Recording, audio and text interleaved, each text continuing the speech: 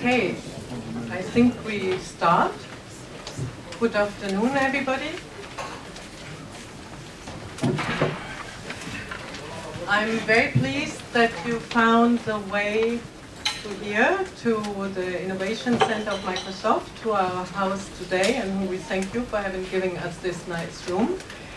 We are back to Brussels for the third time at the observatory.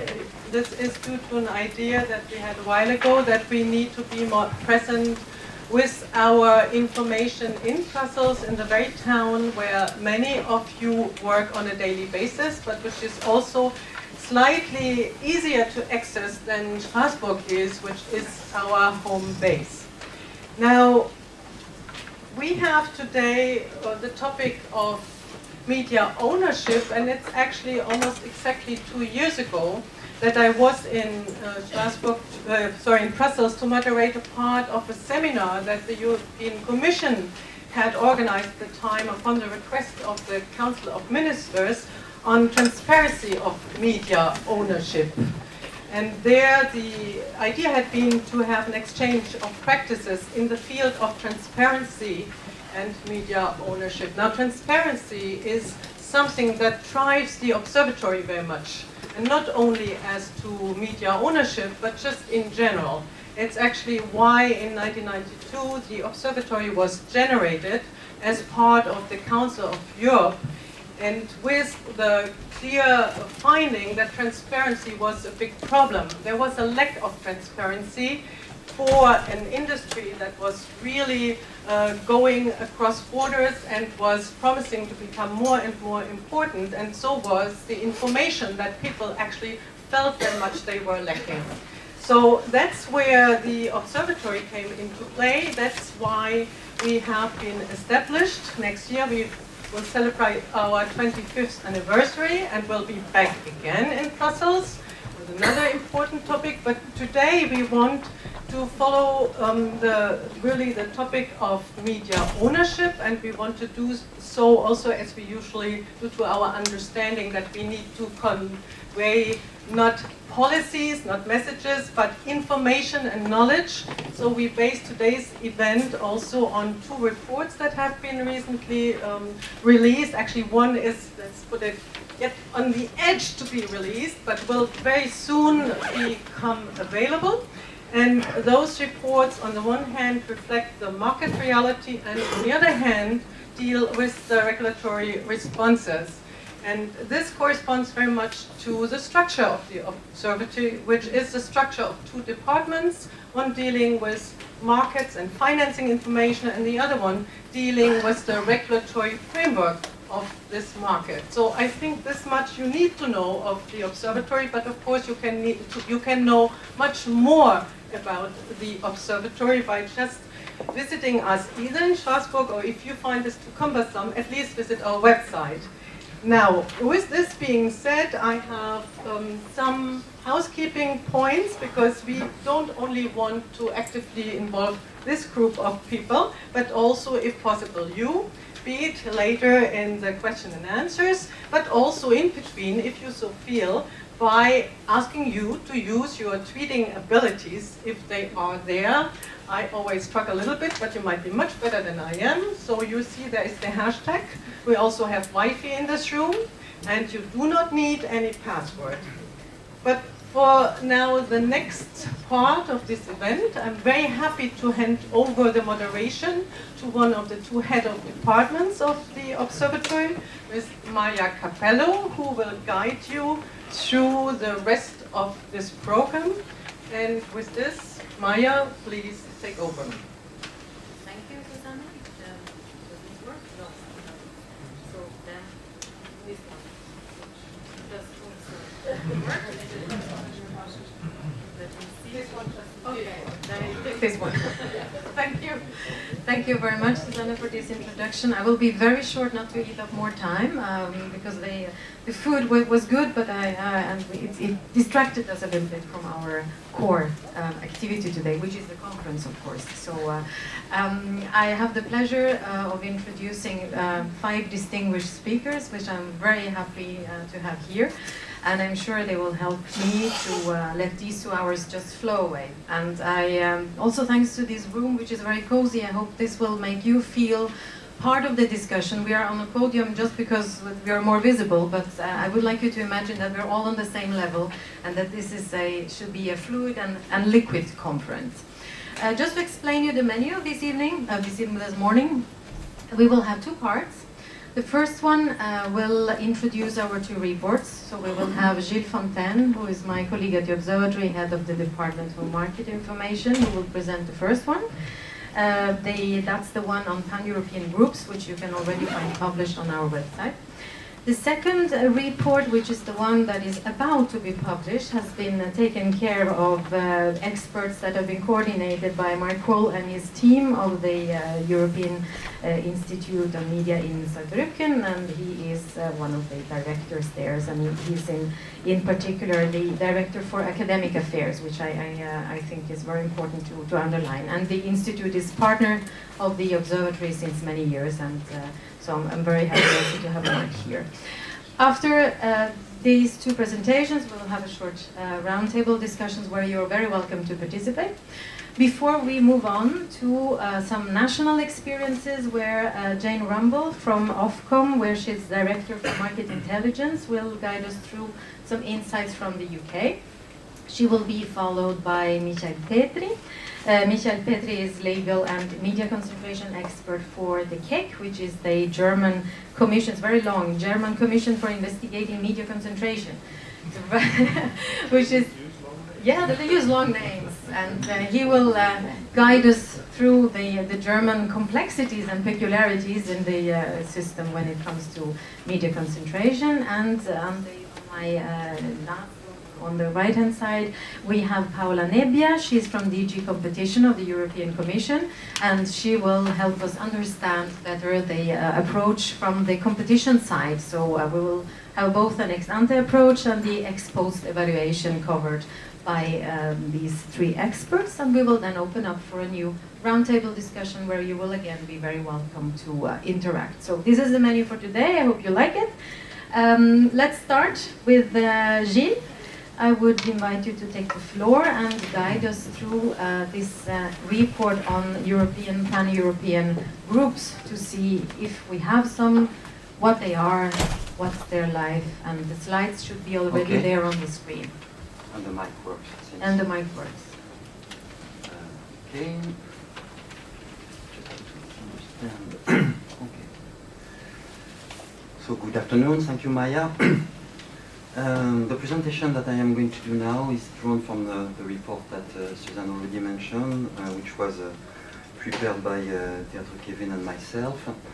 And it's a report where we try to look at the industry structure, if possible from a European point of view.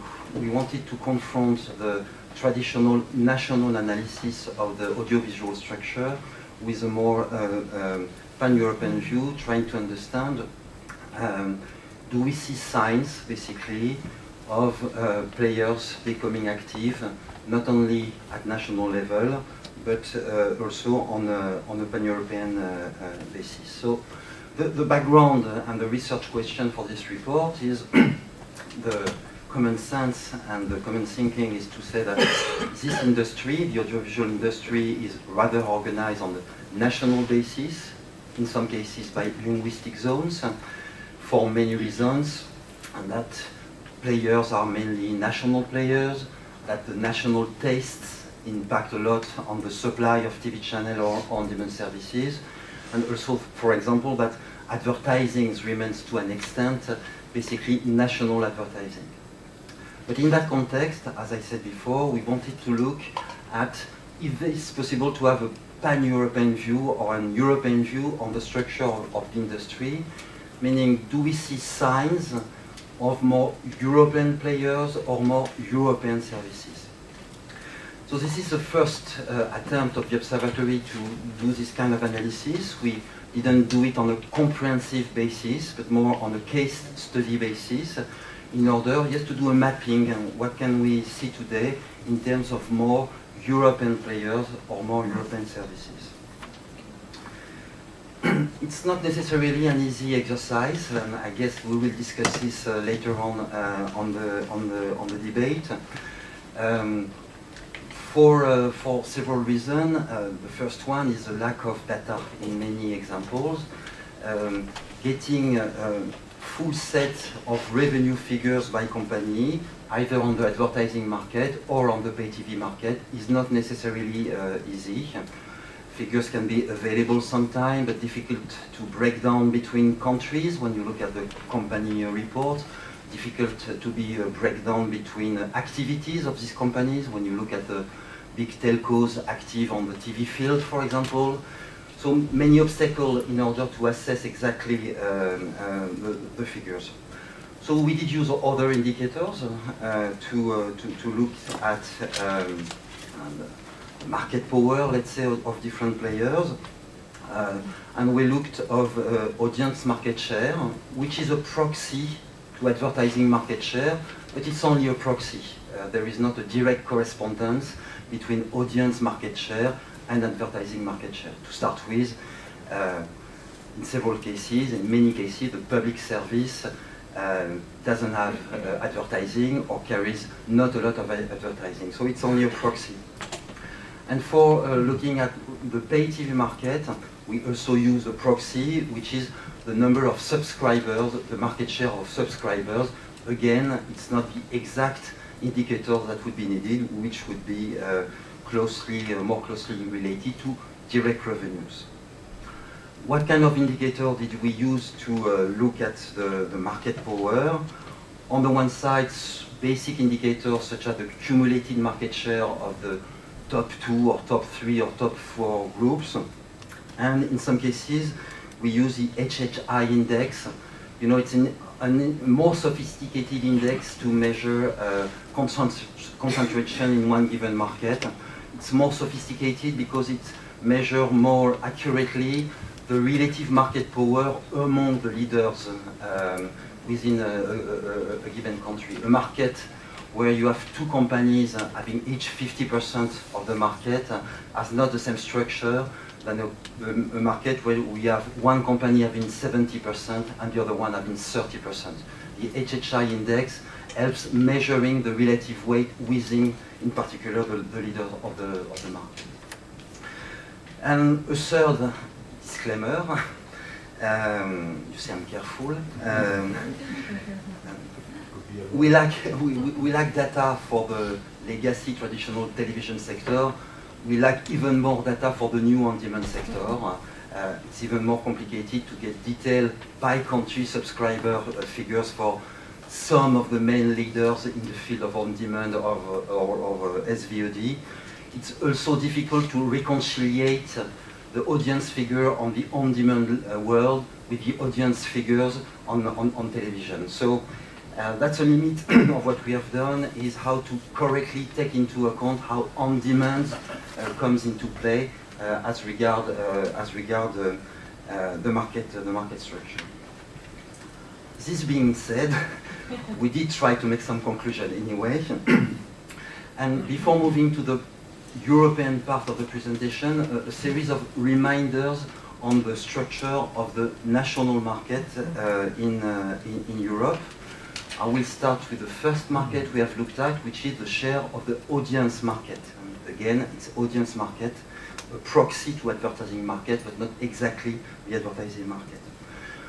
So if we look at, in average, at the 30 European countries we have looked at, we should remember that, in average, the two main broadcasting groups have a 51 share of the audience, and basically the three main groups control about 2/3 of the audience. That's an average, and as every average, they have to be nuanced, because we have very different situations regarding the different countries.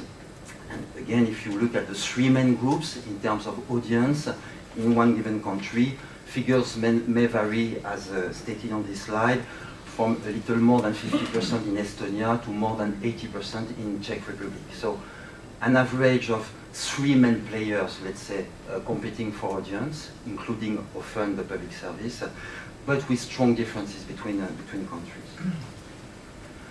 How did this change over time? We compared the same indicators between 2011 sorry, and 2014. We found that the cumulative market share of the main players has slightly decreased over time. It's true when you look at the main TV channel active on one given country, and it's not really a surprise. There is more segmentation in TV viewing in all countries, meaning that the audience is more split between more TV channels. It didn't decrease that much when you look at TV groups, not TV channels, but when you look at TV groups. And the answer, the reason for this is pretty simple, is that the main TV groups have acquired small TV channel or have launched TV channel to try to compensate with the segmentation of the audiences. Still, I would say that in average, figures tend to show that the market is rather slightly less concentrated in terms of audience than it used to be 4 years ago. Let's remember that things are changing outside the television world, and this happened in a context where the market itself, or at least the audience level, is rather stagnating or decreasing rather than increasing. So that was our approach to the national audience market. Some similar analysis on the national subscribers market. Again, the proxy we use to understand how pay television is evolving. Here we have, let's say, similar figures. In average, in one given European country, the two main TV groups gather 42% of subscribers, and the three main groups gather a little more than 2/3 of subscribers in one given country. Similar figures, 2/3 for audience, 2/3 for subscribers. Of course, we are not speaking of the same groups. And again, differences between countries. The two or three main groups can account from less than 60% of subscribers in one given country up to 100% of subscribers in other countries. Very strong differences in market structure between countries. Again, as regards the number of subscribers, we try to make a comparison over time and comparing the situation between 2011 and 2014. And here we found some kind of contradictory results. If we look at the market share of the main TV groups on the subscriber market, it rather tended to increase slightly over the last 4 years.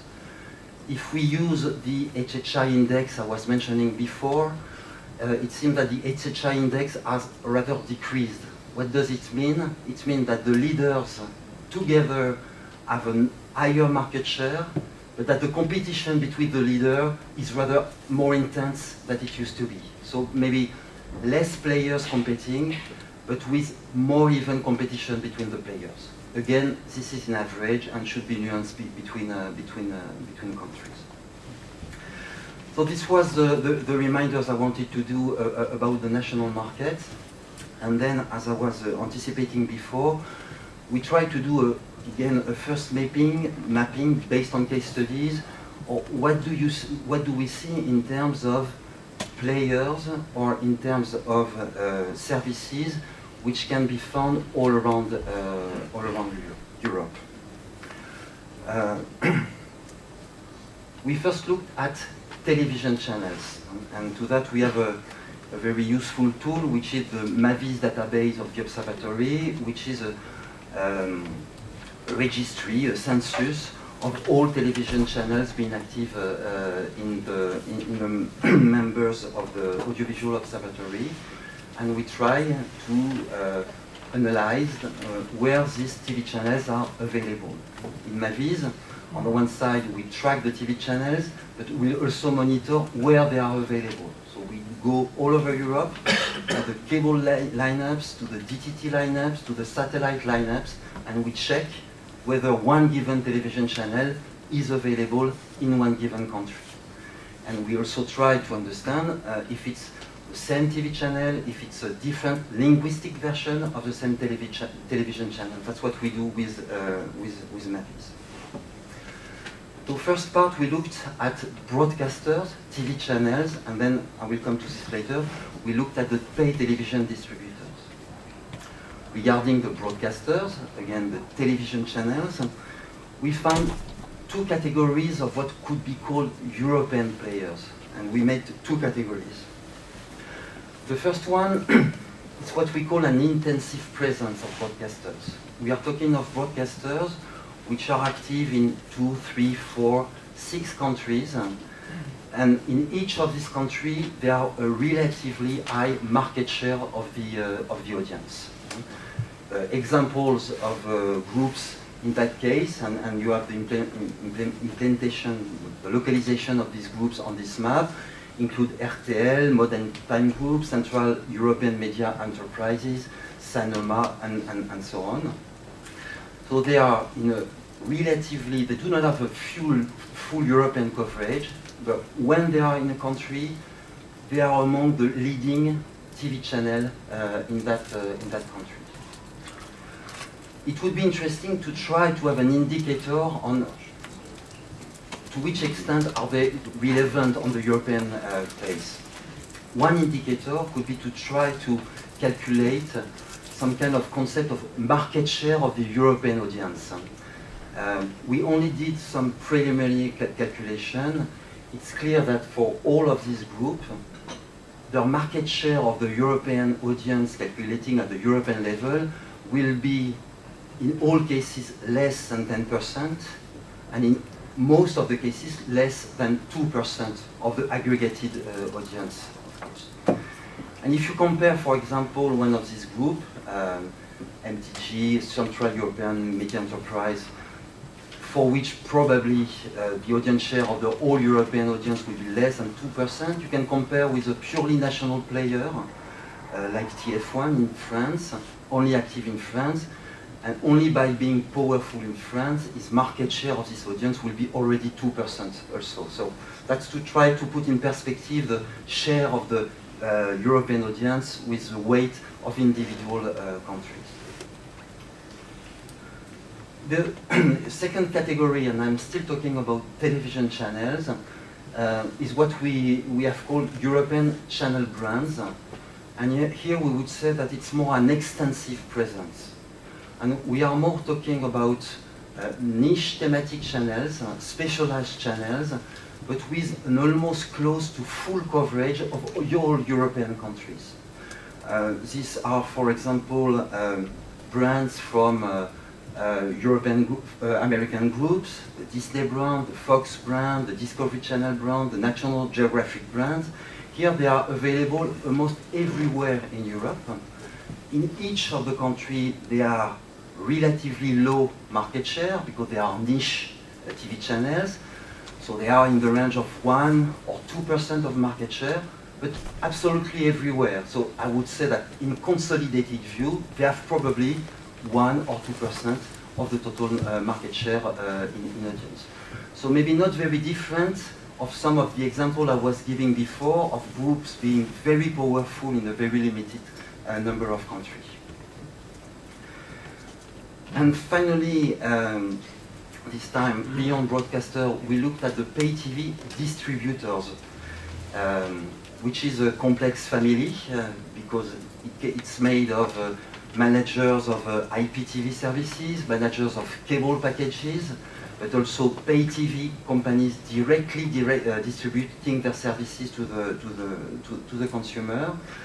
And here again, we found some sign of this intensive presence, meaning having some companies which are starting to be successful in extending their footprint, being available or being present in a relatively significant number of countries, and this includes examples like Sky, like Liberty Global, like Deutsche Telekom, like Viasat, and so on. Here again, it would be interesting to have a, and maybe we can discuss this afterwards, to have a precise indicator of this, but just to give you again an order of magnitude, we believe that there are 15 distributors among the more important in Europe, and they control or serve about the 2/3 of television homes subscribing to a pay TV offer. So here again, and maybe even more on the distribution side than on the broadcaster side, yes, signs of some players getting more European. So to my initial question, do we see signs of more players or more servicing being available at the European level? Our answer after this report is rather yes, even if the relative weight of these players at the consolidated European level still has to be precisely assessed and even discussed. So it was our first in-depth look at this topic. As I mentioned before, we did use a lot our Mavis database on TV channel, ownership, availability, and so on. We will go on working on this topic at the observatory, and in particular trying to handle better what the changes that the on-demand services are bringing into the landscape. So that's it, and thank you.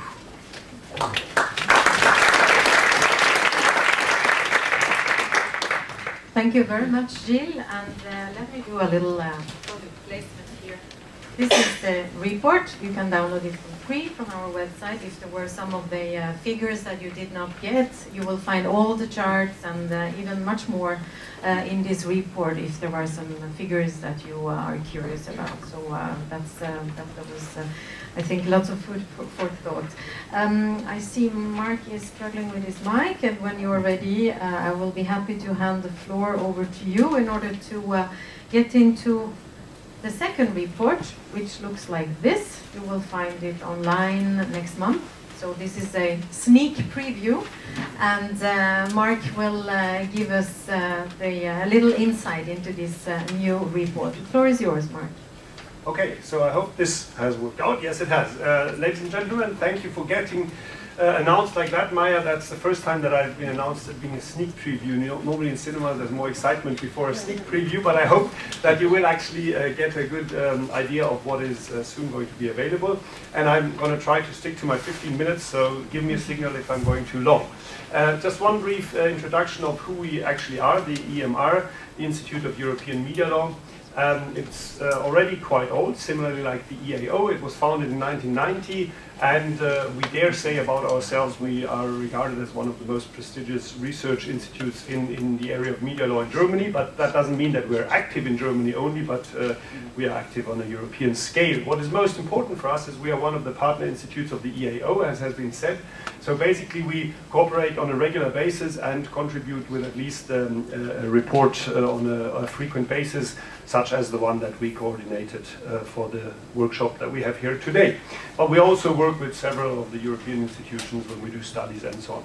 Maybe one of our, if we're already in the advertising sector, one of our key competencies is we have a large network of about 180 correspondents in all member states of the EU, the Council of Europe and beyond, so that when we do a comparative legal study we can ping into the knowledge of these correspondents, and that makes it easier to actually deliver relatively broad studies. These are our main scope of activities. Obviously research projects and legal studies, maybe two to mention: the recent or the ongoing AVMSD reform of the European Union. We were involved in several of the impact assessment studies. We delivered the what we call the AVMS radar study, which is the study on the independence of media regulators. We do a lot of conferences. One that I may advertise here is the one that we do every year in Brussels, the annual conference on European media law, together with the European Law Academy. Next May, June, we haven't set the date yet, is the next one, so hopefully I'll see the one or other of you there. And we publish regularly, and that's what we're going to do today, talk about one of the most recent publications, which is in the print, basically, and that is this report for the EAO that we've done together with the EAO. So media ownership, what are the market realities? We heard a little bit about that already. And what are the regulatory responses? And just in case you don't believe us that it's ready, it is here. What we are currently doing is we are doing the linguistic revisions. That's one of the really, really valuable things of the EAO, that you get the publications regularly in the three languages, English, French, and German. And that helps a lot in the international debate. It's relatively rare, and I can tell you from working at the University of Luxembourg, you get very segmented researchers and policy people that read the things in German or in English or in French, but if you've got the same topic in all three languages, that already helps a lot. 24 official languages would even be better, but nobody can pay for that except the European Union, obviously. What's the structure of our report? The structure of our report is as follows. We have a short chapter which is based on the study that you just heard about as a kind of an economic basis, and then we talk about how is media diversity, to use another word than pluralism, guaranteed on the European level, both on European Union as well as Council of Europe level, and including how does it interplay with the member state or the states level. When it's implemented, if there is such a framework.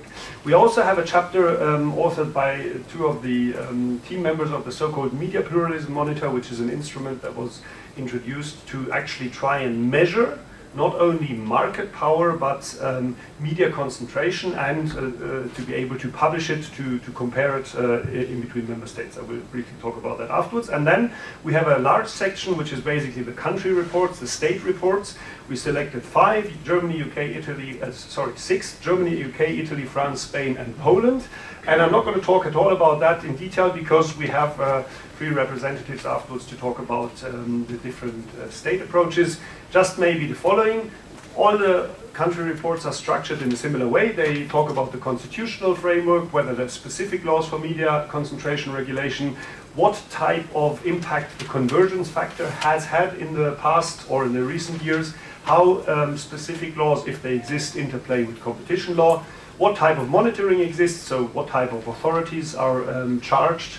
Not all of them have a long name like the cake, but that's a good example. And what's the status quo? Where are the debates going currently? And that gives a very nice overview. I can tell you it's a good read. At least for me, it was very interesting to see what developments there have been. And finally, we end with some conclusions. A little bit more in detail, I'm going to highlight 2 or 3 of the chapters in the report, and the rest is then up to you to read or to listen to carefully when we have the second round of presentations. One is, what about guaranteeing media diversity at a European level? And as I told you, we cover both European Union as well as Council of Europe. And although you would think after 20, 30 years of media regulation also on the European level, if you consider the Council of Europe's Transfrontier Television Convention and the European Union's Television Without Frontiers, now AVMSD, Audiovisual Media Services Directive, we still don't really have a very clear picture which role Europe is or should be, to say carefully, playing in terms of regulating media diversity or media pluralism or media concentration. Because, at least for the European Union, there is the big question mark behind, is there actually a legal basis for the European Union to legislate in that field? Is there a competency where you can put a question mark behind? But we do have a relevant legal framework, which is made up of different elements, and the most important is the human rights context. And that is not to be underestimated. The Council of Europe obviously has the European Convention on Human Rights, and its Article 10 basically says you have freedom of expression, except the freedom of expression can be limited if member states see it necessary for certain justified aims. And one of them, and the European Court of Human Rights has been very, very clear on this for a long time, one of the major legitimate aims for states to limit the freedom of media providers is if it is necessary to uphold pluralism. So you might find state laws which have been checked by the Court of Human Rights in Strasbourg against, don't they limit too much the activity, potentially, for example, takeovers of companies in the media sector, and which might not have been possible because there is a national law which says this is against media diversity. And in principle, the Court of Human Rights said that is a justified aim which can be used by member states to limit the freedom of the media providers. And the same thing you will find nowadays in the Charter of Fundamental Rights of the European Union, except you have to be a little bit careful because there is a different set of addressees. In principle, the Charter is directed at the European Union institutions and bodies, but also at the member states as far as they are implementing union law.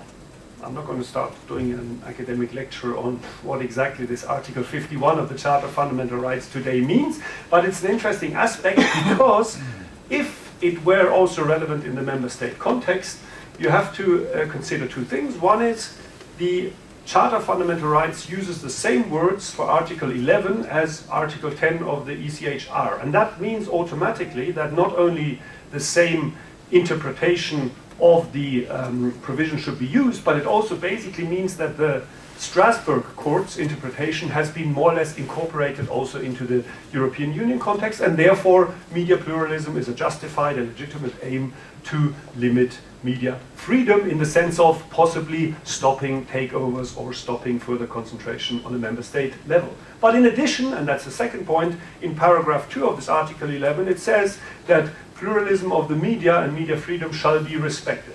Again, not 100% clear what that means in practice, but as a goal, it has been enshrined in the Charter of Fundamental Rights explicitly, whereas in the Convention it is only implicit. What we don't have is a media-specific regulation which touches concentration, or even narrower to say we would have, for example, a directive on pluralism in the media or on concentration of media, because there's been, once there was a draft which was relatively quickly tabled or put into the drawers again, because the assumption was the union does not have a competence to do that. So do we have any measures to prevent media concentration at all on union level? Yes, we do. And they're not media specific, but they are the general competition law. We will hear more a little bit from DG Comp in a moment, so I don't want to go too deeply into that, but we cannot underestimate the role that Article 101, 102 and the merger regulation plays in this field, because it gives us indications what type of market definitions does the Commission see as relevant in the media sector. And that potentially changes with converging media markets. And that's why we analyze that much in depth in the report, in how far we can see a change or not. Maybe that's a gradual change in that field. And also what is interesting is the relationship between the EU level and the national level in this field. Why? Because EU law, although competition law is primary in comparison to national competition law, foresees like the possibility of what you could call a double test.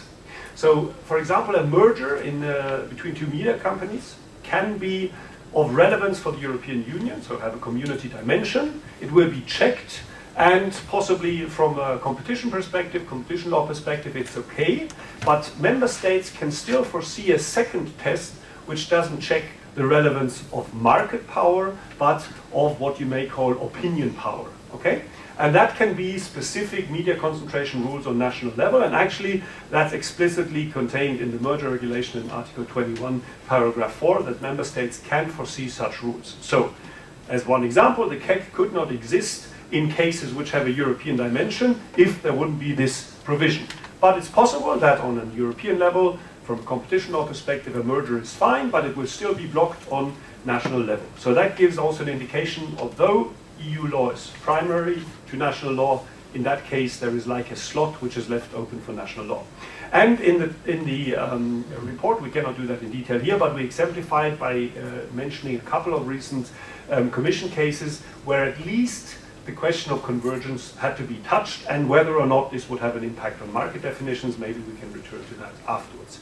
And even though we have a lack of specific legislative acts, as I mentioned, the reason for it, we have very important political initiatives by the EU. So, for example, if you read the green papers around the revision both of the Television Without Frontiers Directive 10 years ago, or now for the Audiovisual Media Services Directive, you will actually find that one of the overarching goals of media regulation is to create a framework in which pluralism is possible. This doesn't translate into legislative action, but it shows that it's an overarching goal behind the legislation in that field.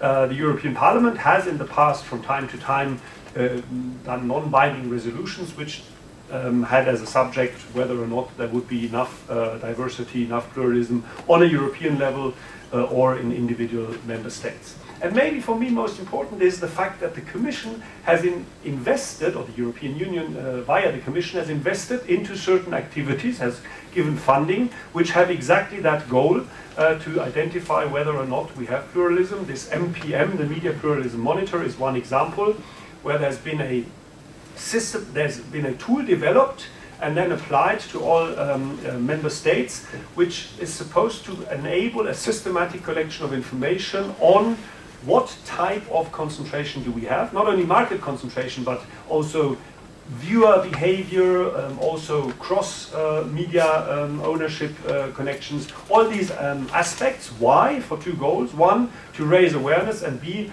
that's maybe also very important to have some form of comparability. We just heard from you, Gilles, that that is also a problem because there are very big differences in the member states, and to get some form of relatively objective comparability, this MPM was installed, and that costs money to do that and to do the research on the member states' application, and the fact that money has been taken to do that gives an indication that that is something very important.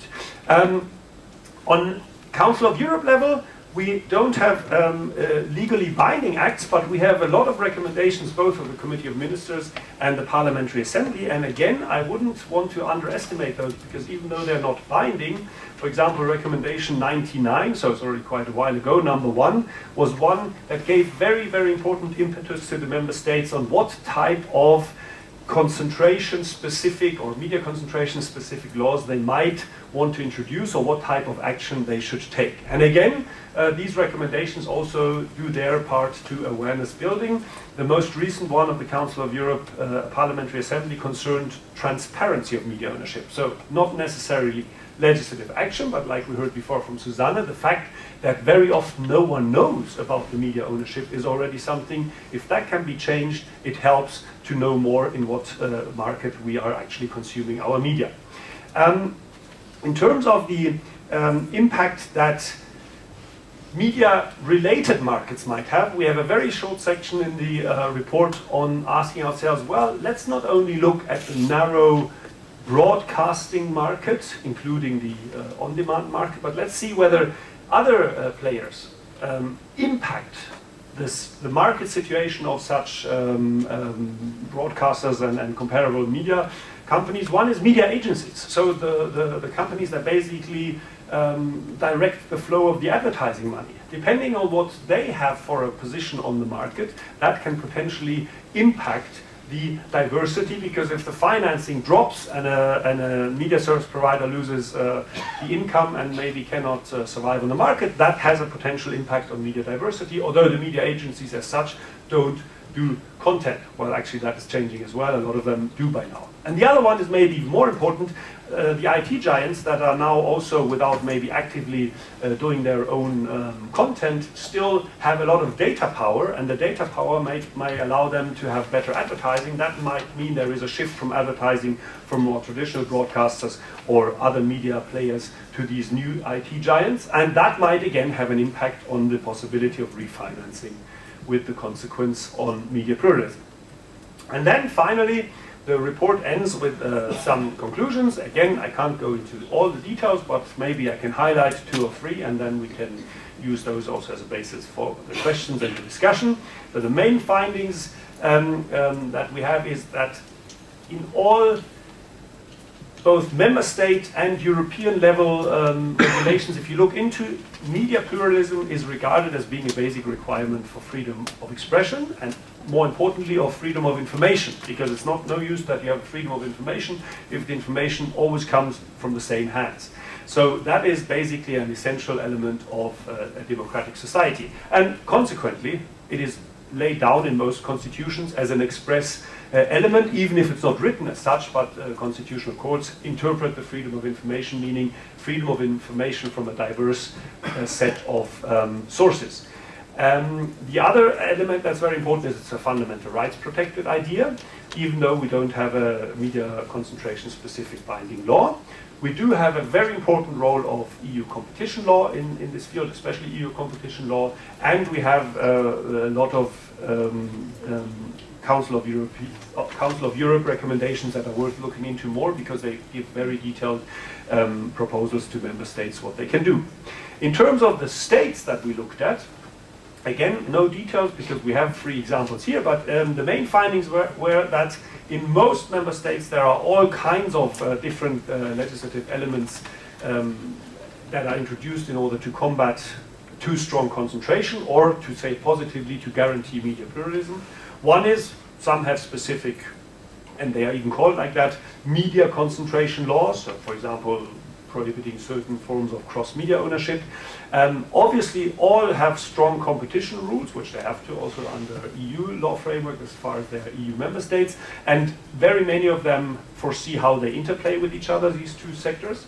And then there are also other protective measures which member states foresee. For example, they put a strong emphasis on the financing and the remit of public service broadcasting and say, well, then at least we have a minimum of diversity which is guaranteed by the public service broadcasters offer. And others decide that there should be more interplay between public service broadcast or more competition between public service broadcast and the commercial sector. My final 2 points is we do have to consider that it is an issue which has been debated since 10, 20, 30 years and it's still going on. So in some member states you've seen like shock waves. Under certain political situations there's been a very strong discussion of the topic and then maybe with a change of the government it died out or died down and then maybe a few years later one returns. Certain member states where there's been a close connection between the media and governments. Obviously then it's very strongly debated by the opposition and then maybe if that changes a few years later, things silence down.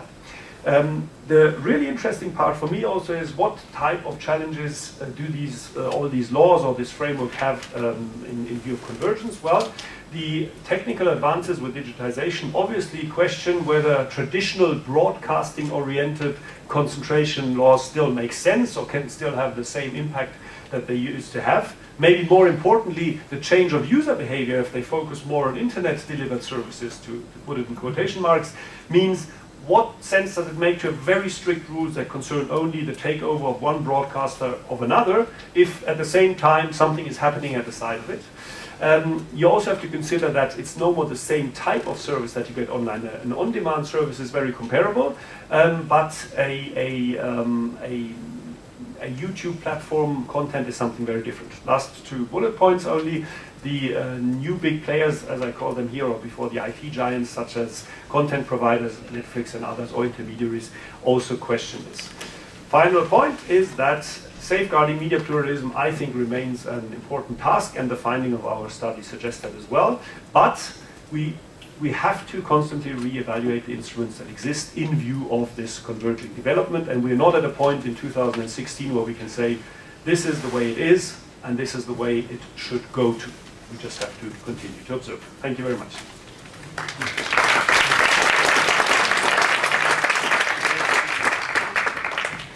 Thank you very much, Mark. I'm really eager to read the report now. We are in the final stage of translation, so it's an issue of weeks and then it will be available. I was looking at the title of our conference again, which is Market Realities and Regulatory Responses. It's not a casualty that this title is that it is, because market is a reality, is a matter of fact, and then regulation tries to respond. I'm very curious about your feelings about each other. Do you have the feeling that, well, not literally, they are good, which we are very pleased. We get along with each other. But how did you feel, Gilles, when listening to Mark? Does regulation respond to what you have been researching and what you have told us about? And you, Mark, when you were listening to Gilles, did you feel that regulation matches this landscape, or is there still a big gap, or is this good, is this bad? Just really, just a quick reaction on that. I'm really curious. Well, I will react on 2 points. First one is I absolutely agree that it's getting more complicated to apprehend the full scale and the full scene of the player active on the audiovisual market. So what you mentioned about convergence. And it includes both the provision of audiovisual programming and the key role of the IT developers. But the challenge here is also to understand how to assess this convergence in terms of market power. My second remark is that there are maybe also other players which are not that new, which kind of play a big role. They are the television distributors themselves. They to some extent choose what can be distributed. You know that even the majority of European citizens receive their free-to-air television through distributors, for example, and the minority through direct-to-consumer DTT or free satellite television. So I would just say that I see another actor here in the landscape, which is the cable operator or the IPTV operator, which is not a purely technical player. It has some influence in the selection of TV channels, or just because this channel will be put on number 10 on your lineup, or on number 200 on your lineup. This is already some kind of editorial decision in my view, and I wonder how do they fit in the regulatory landscape for pluralism. Mm-hmm. 2 main points. The one is that even though I put a question mark, obviously, at the end in how far this is still future-proof, the regulation that we have, currently one has to state that in most member states, traditional broadcast, and that is very strongly underlined by the numbers you presented to us, or that I could also see from the report previously, is still the decisive factor for many.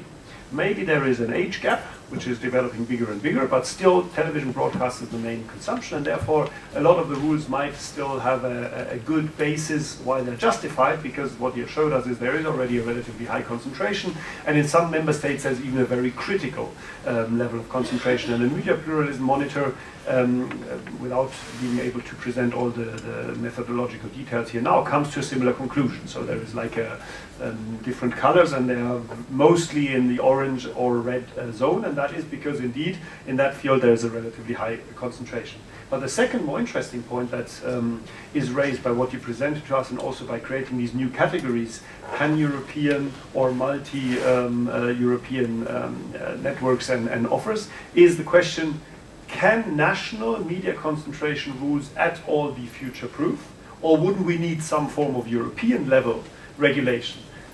Now, leaving outside the question of whether the European Union, for example, has the competency to do that, if something has a European dimension in competition law, then Europe takes care of it.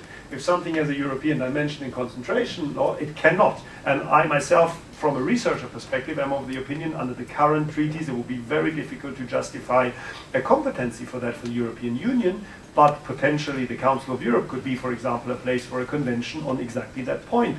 What about if the concentration in every member state is mini-me? I mean, it's not that big, it's basically some form of de minimis, but if you look at it all together across Europe, and that's one of the numbers that you suggested, maybe it is a problem.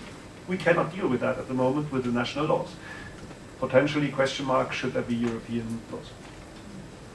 And what Gilles now mentioned about the distributors, Mark, is this an issue of access and pluralism? I'm thinking about channel lineup, APG.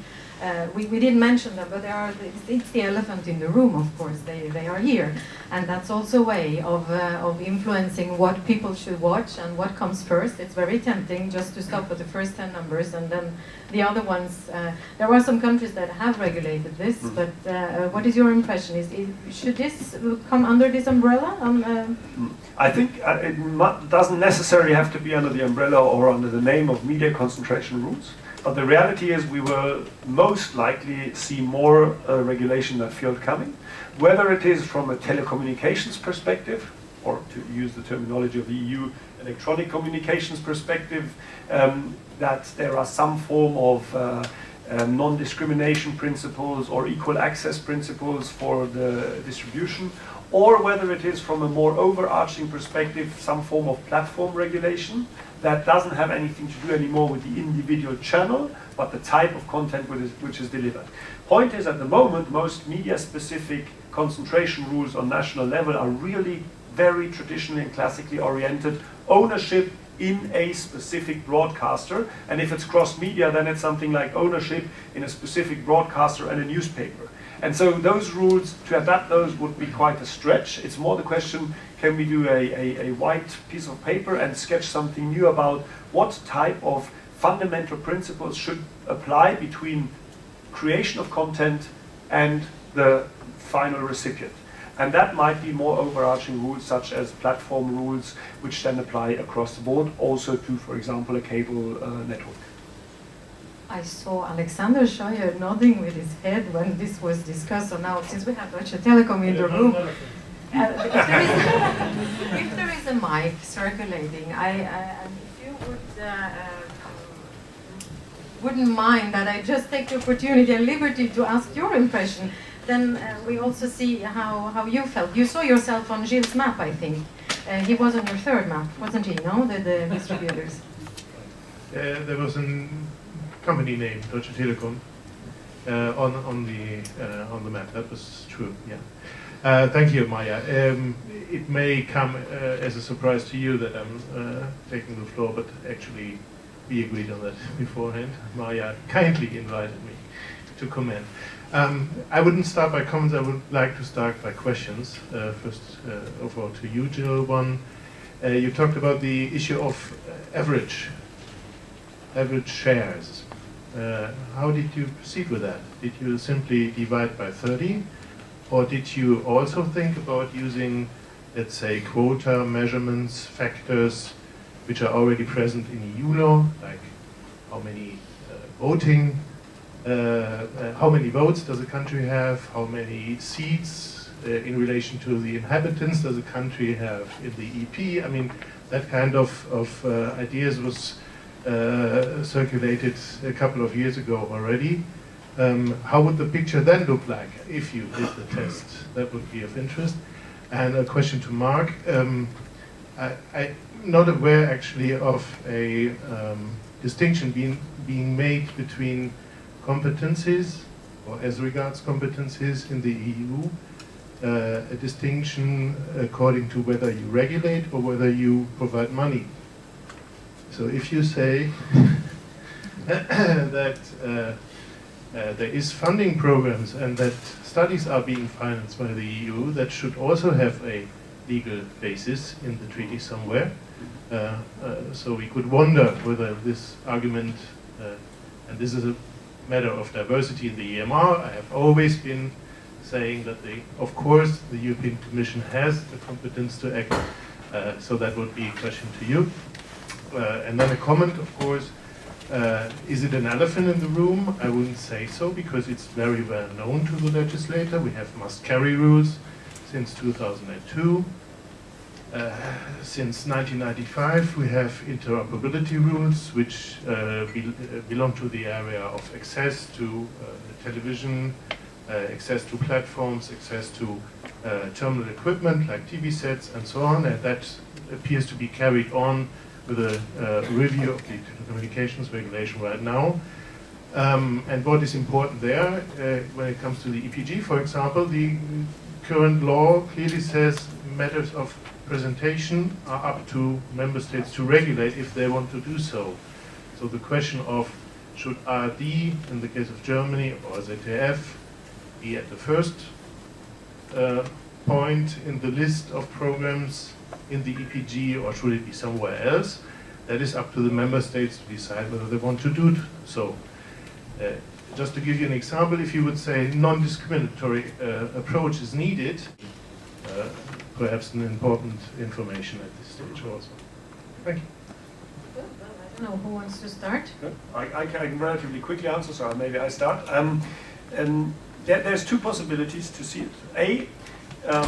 with changing circumstances, potentially the common market provision could be used, the idea of coordination of provisions concerning services could potentially be used. In the past, I would argue that no, because the international reach or the cross-border reach is not sufficient to say it is absolutely necessary to have a European approach in that field.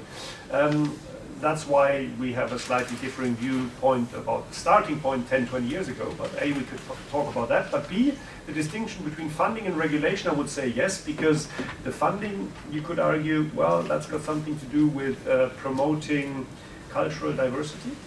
Because media as an element also of culture of the member states, having such a study helps to portray whether or not this is functioning. As you know, in the area of culture, for example, the European Union is allowed to only promote or help promote, but not regulate. So one could say there is a distinction between you and me, and no one else is listening. Evidently, Commission starting to act by a study is also an indication that they are preparing the political terrain if it is not possible to come forward with a directive, because it might not be so realistic that member states accept it. I think it is something that is not going to leave the scene very soon.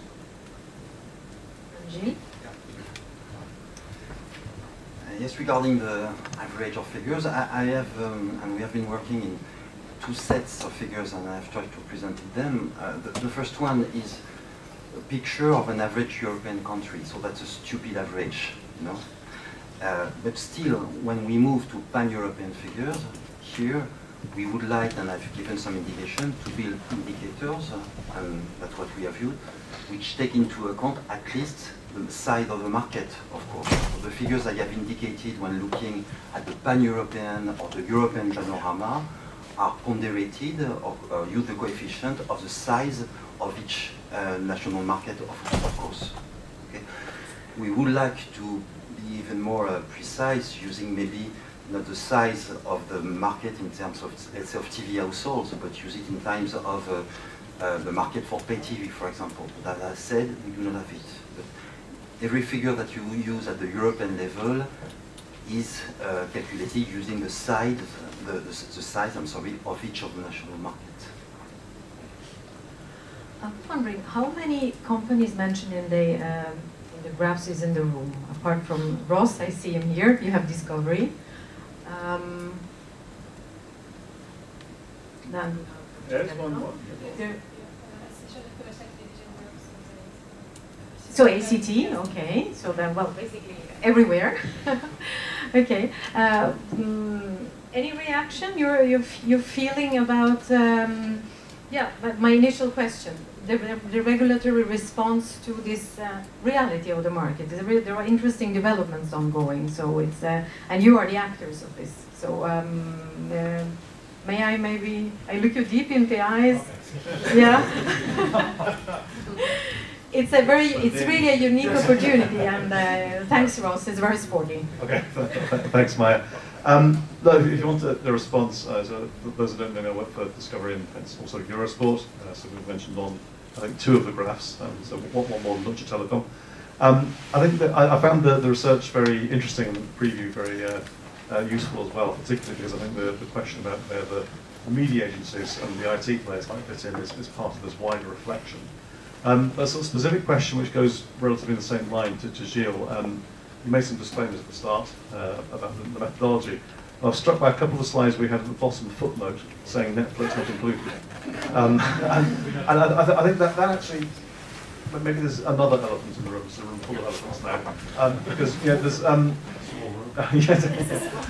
mean, Mark made the point that there's quite a lot of concentration in the sector, but the numbers you were quoting were, I think 14 people had 65% of the market or something.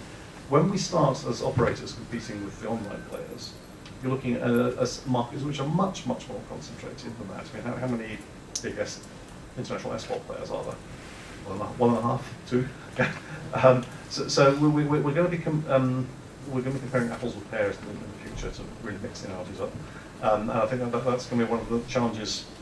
I know that the regulators will speak later, and I know they have perfectly good reasons why you define markets the way you do, but as operators, we're increasingly thinking we as broadcasters, media companies are competing with these online players as well. And I think the question of how sustainable it is to have two completely separate approaches is perhaps one of the bigger questions we can come back to at future conferences. Yeah, and first, thanks for reading in detail the slides. And you're absolutely right, and that's why I was careful in the beginning. We did this, and as I explained it, for lack of additional data so far, but we clearly want to go in that direction. And just one more note on that, which is also blurring the frontier when you speak about a big SVOD service, let's say Netflix, for example. It's interesting to see that it impacts both the classic pay TV market and the audience market. You know that in the US, Netflix has about 6% of the total audience. So it's a new way of looking at things. We used to look at pay TV on the one side and advertising on the other one. Netflix is fully blurring because it's impacting both markets. So we'll come back to that. Yeah. And maybe to add, even though from a lawyer's perspective it's very incomplete if I talk about methodologies, one of the main issues is national regulation builds on, for example, things like audience shares, which even though it could also be disputed for the television market, but had relatively clear criteria. And to copy that into the new framework is very difficult. Now the question is, what's the consequence? Do we get rid of the regulation, or do we try and adapt it once we found new criteria, new methodologies to also test that? And I think that might be the real innovation, if we can manage to find audience shares or audience penetration as an overarching criteria, and then look who all can participate, and then see how they interrelate with each other. And then you can adapt regulation relatively clearly. At the moment, at least in my view, in many states, the problem is legislators are looking for possibilities like that, but are not getting the data or the criteria with which they could argue why the same type of rule should also apply to Netflix. But in brackets, one of the reasons why I'm saying, and thank you, Ross, to make it so explicit, one of the reasons why I'm saying things may have changed and might call much more for a European level response, to say it very neutral, because what can Germany make for a difference concerning Netflix, or what can France make for a difference concerning Netflix? Yeah, well, we'll speak more about data in the second part, data collection, but it's evident that without data it's also difficult to provide reliable data and comparable ones, and that was one of the difficulties of this report. We have time for another question statement from the floor before we open up from the second round. Yes, we see we have another operator, Mediaset. Is there a mic? Oh, thank you, Sandra. Big voice, huh? There is the other elephant in the room. The room is it's a zoo. Yeah, it's a zoo. It's video sharing platforms. But not a very pluralist zoo if it's all elephants, right? Okay. There's the tiger. A tiger, okay. A tiger, free riders, tigers, so video sharing platforms. Obviously, because here it's obviously difficult to use the same criteria that we have been using for 30 years. And while we see in our competitive environment that what we care about is advertising and attention from users, especially big spenders, so the 14, 34 years old. And we see, this is clear everywhere, we see that a lot of this attention, because what we are financed by attention, a lot of this attention is moving to new forms of consumption which are outside also of the scope of the Netflix-like services. And then you have piracy, which is another aspect which is very relevant in terms of moving the attention paid by the users from the traditional way of consumption to other ones. So I think that really it's, in my opinion, coming back to your question, I think you should really start from scratch. Because it's impossible to apply the same criteria that we have been applying for 30 years in this mess. Sorry. Okay, bye. Okay, since this was short, we managed another one. If you can please introduce yourself and also your affiliation, because from here I don't see. It's connected to the previous question. Angela Millsway from the European Publishers Council. Mark and I were talking during the break about the origins of the AVMS and what were the public policy objectives and why was there an intervention in the first place, and what's happened since, and so on and so forth. And I think the same applies to media concentration. And don't forget that a lot of the media concentration laws were first introduced with a close connection not just to audience or even advertising, but influence. And in a way, I'm just supporting Ross and the other speakers really for a complete new way of looking at things, because you can't really anchor change or a Europeanization of media concentration laws linked back to the old way of looking at it. There's so many new factors.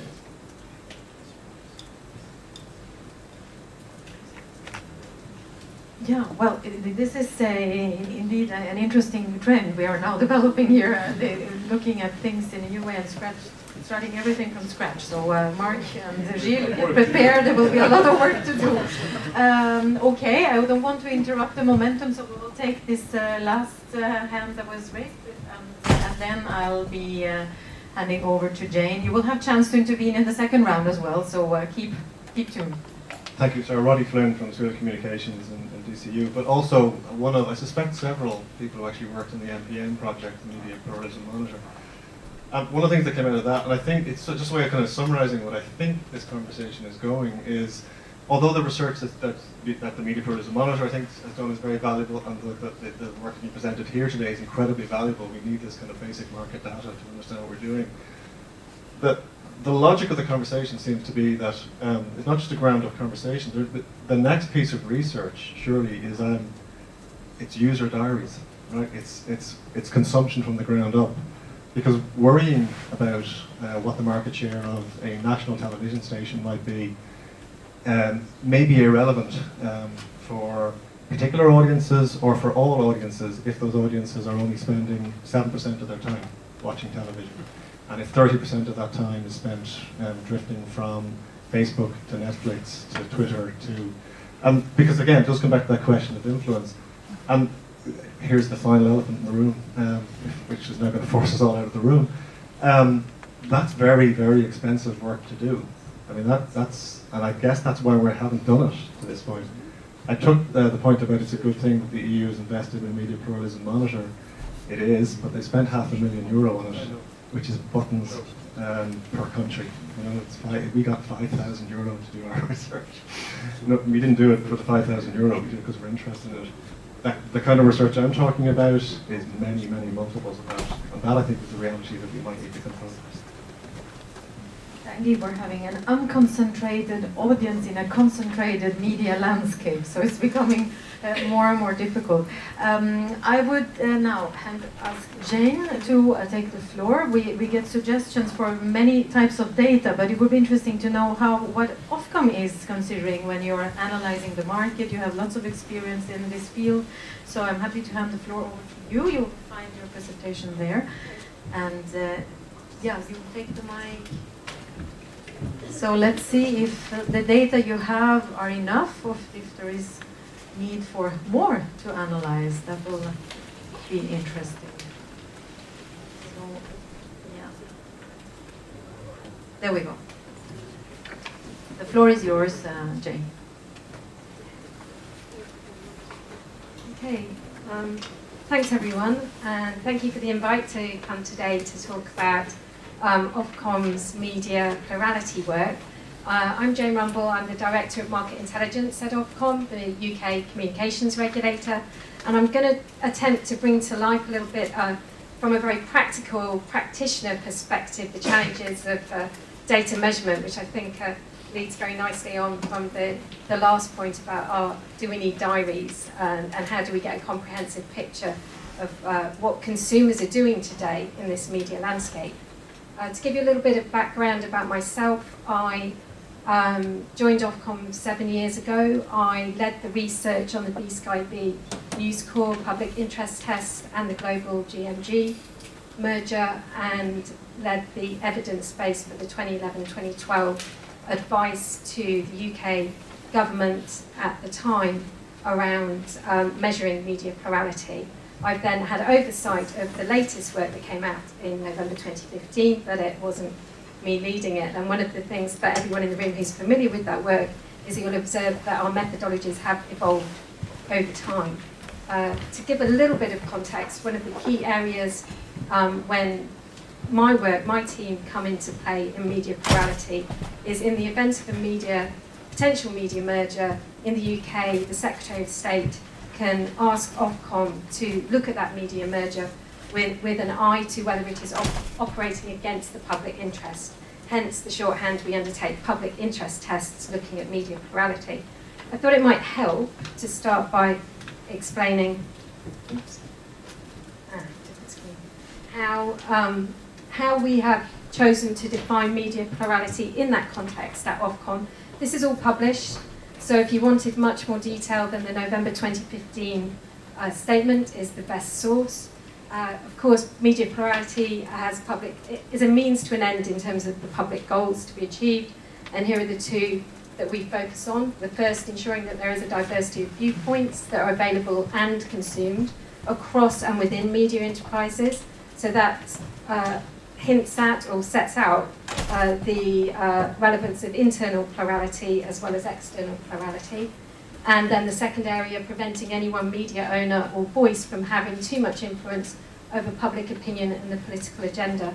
So those are the two key public goals that underpin our work.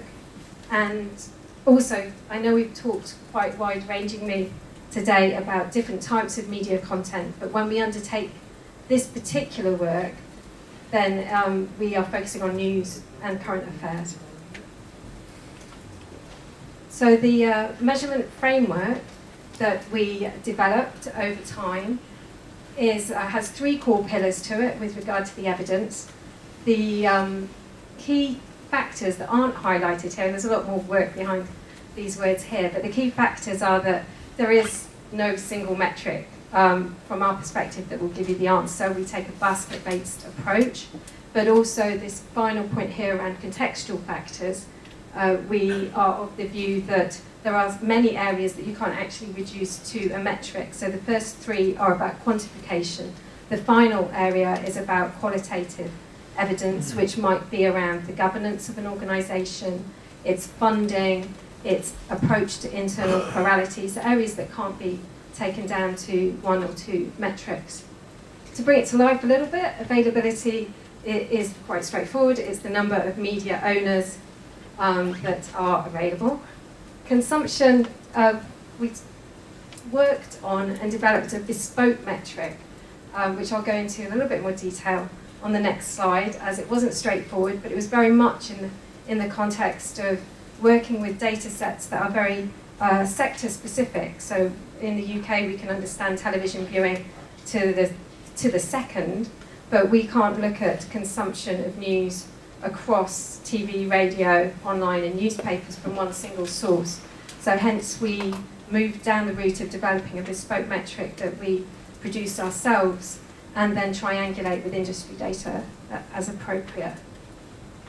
And then impact, yes, well, we didn't shy away from it, but it is extremely hard to measure, so we spent many hours grappling with how do you define impact and then how do you measure it. But in this framework, then we took the approach that the personal importance that people place on media and their news sources was critical to our understanding, and we got to this place by asking people whether their media sources were important to them and to rank that importance. And then over the years, we've expanded on that particular part of the framework and also looked at the relevance of many factors which are important in news consumption, whether that's the trust that people place in their news sources through to the perception of impartiality, to give you a couple of examples. And then really to bring it all together, I thought it would be interesting to point out to you three of the key challenges that we faced and are still facing. So the first one, I think we've got to a good place by developing this share of references that enables us to get across media understanding of total news consumption. So we can now estimate the proportion that, for example, ITV or Channel 4 or the BBC represent across newspapers, radio, TV, and online. It's not perfect. No, any researcher or methodology person in the room, we all know these approaches aren't perfect, and we are very transparent about the limitations of our approaches. We put our methodologies in the public domain, we consult on them, we listen, we reflect, and we're very keen, of course, part of being here today is to hear your views on our approach to measurement. To name a couple of the obvious limitations, we ask people what media sources they use, and so we're dependent on people's recall. And so that's one factor. Another factor is how do you take account of the frequency with which people consume different media sources. Is a quick look at an online update equivalent to reading an in-depth article in a newspaper? So grappling with those issues and how you measure those are ongoing debate. We're clear on how we approach it, we're also clear on the limitations. Second area, retail and wholesale, what does that mean? Well, we wanted to go, in terms of our analytical approach, go beyond looking at simply the number of people or the proportion of people who've used Channel 4 in the UK for their news consumption. What we wanted to do was get an understanding of the media owners, so go behind the brands or the retail side of things and look at what we call the wholesale aspect. So to give you a really concrete example, we look at the retail level, ITV news consumption and Channel 4 news consumption, and then at the wholesale level, we then look at those together and look at it under the umbrella of ITN, so that we can understand both consumers' reactions. We obviously can't ask consumers about the media owners in some cases because they wouldn't be aware of it, but then we analytically produce the wholesale aspect of the evidence. And then the third area, and I'm really just going to say this is a big challenge, I think it's a common theme from this afternoon's discussion, that how do you tackle the measurement of online intermediaries? How do we understand what role social media, search engines play in people's news consumption? How do they interact with those media? What does it mean to them? How important is it for them? And then how can you fit that aspect of news consumption into a retail, wholesale framework? It's challenging. In our November report, we highlighted it's a challenge. We don't have the answers, but we are developing our news research that's going into field this autumn to really try and get further under the skin on people's relationships with these online social intermediaries. And we're very aware that through our own consultations in the UK, many organisations have highlighted that, and in the reports we're talking about today, that online intermediaries can act as gatekeepers. They can potentially have editorial control. There are many questions to be raised and thought about in that context. So I don't have the answers, we're working on it, but I'd really welcome hearing from everybody here, particularly your perspectives on that last point. Thank you very much.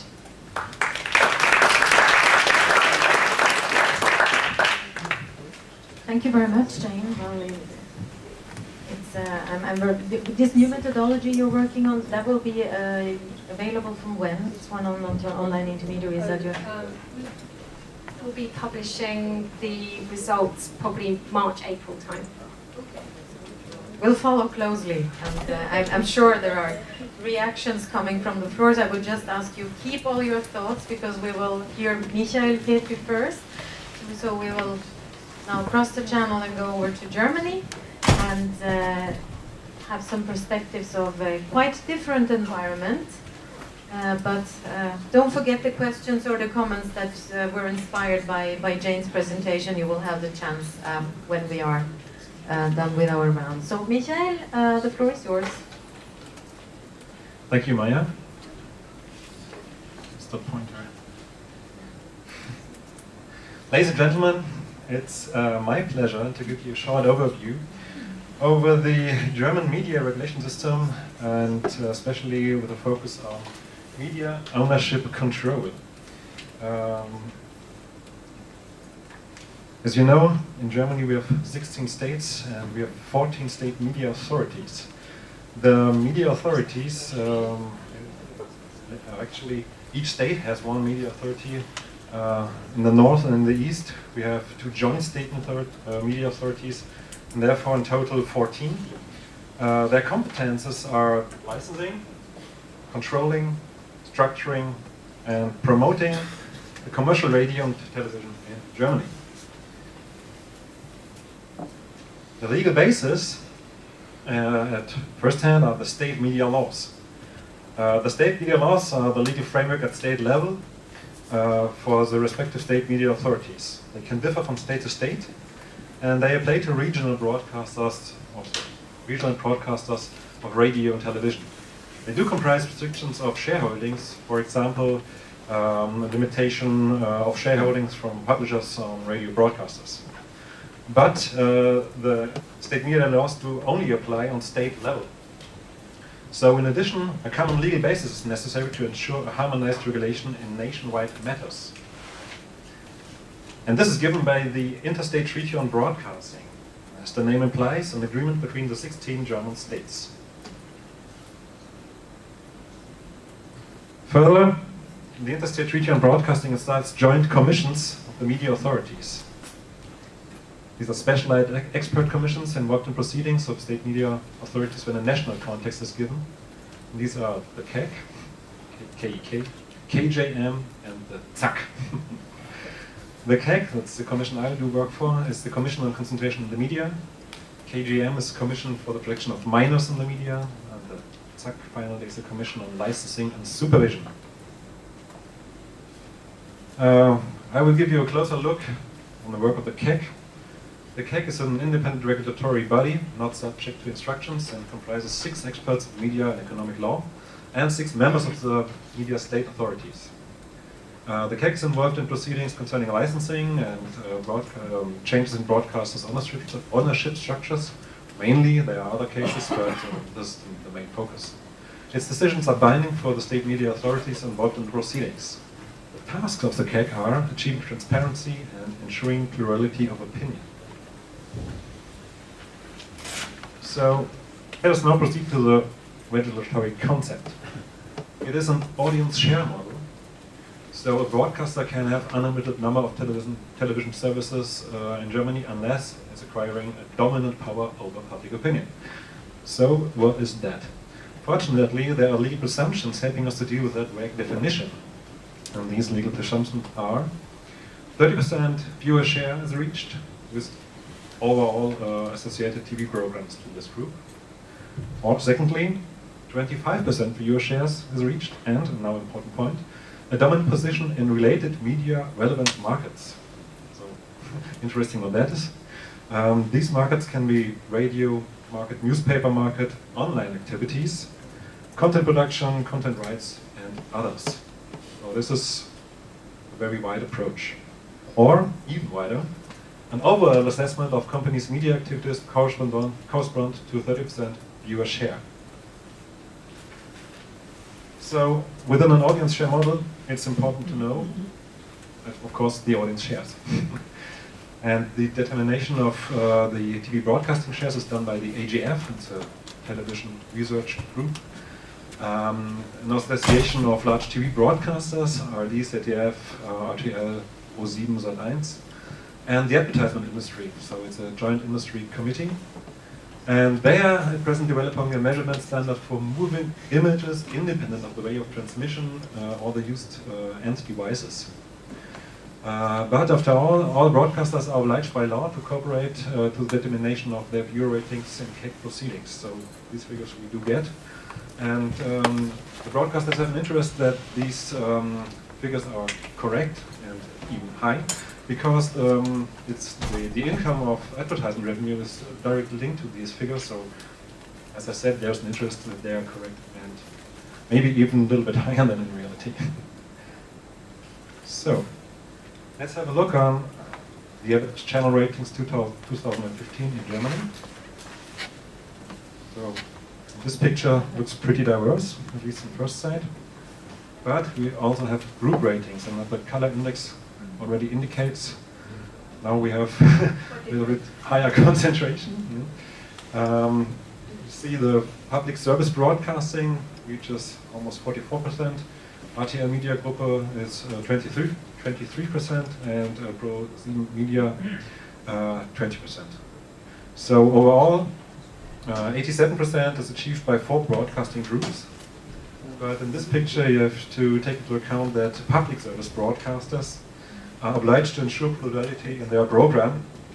So for the regulator and the diversity of opinion, these are the good guys.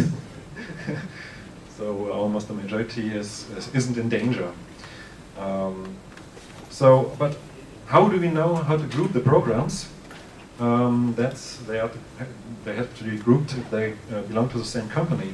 So transparency is needed in company structures, and that is, as you remember, a task of the CAC, achieving transparency in those structures.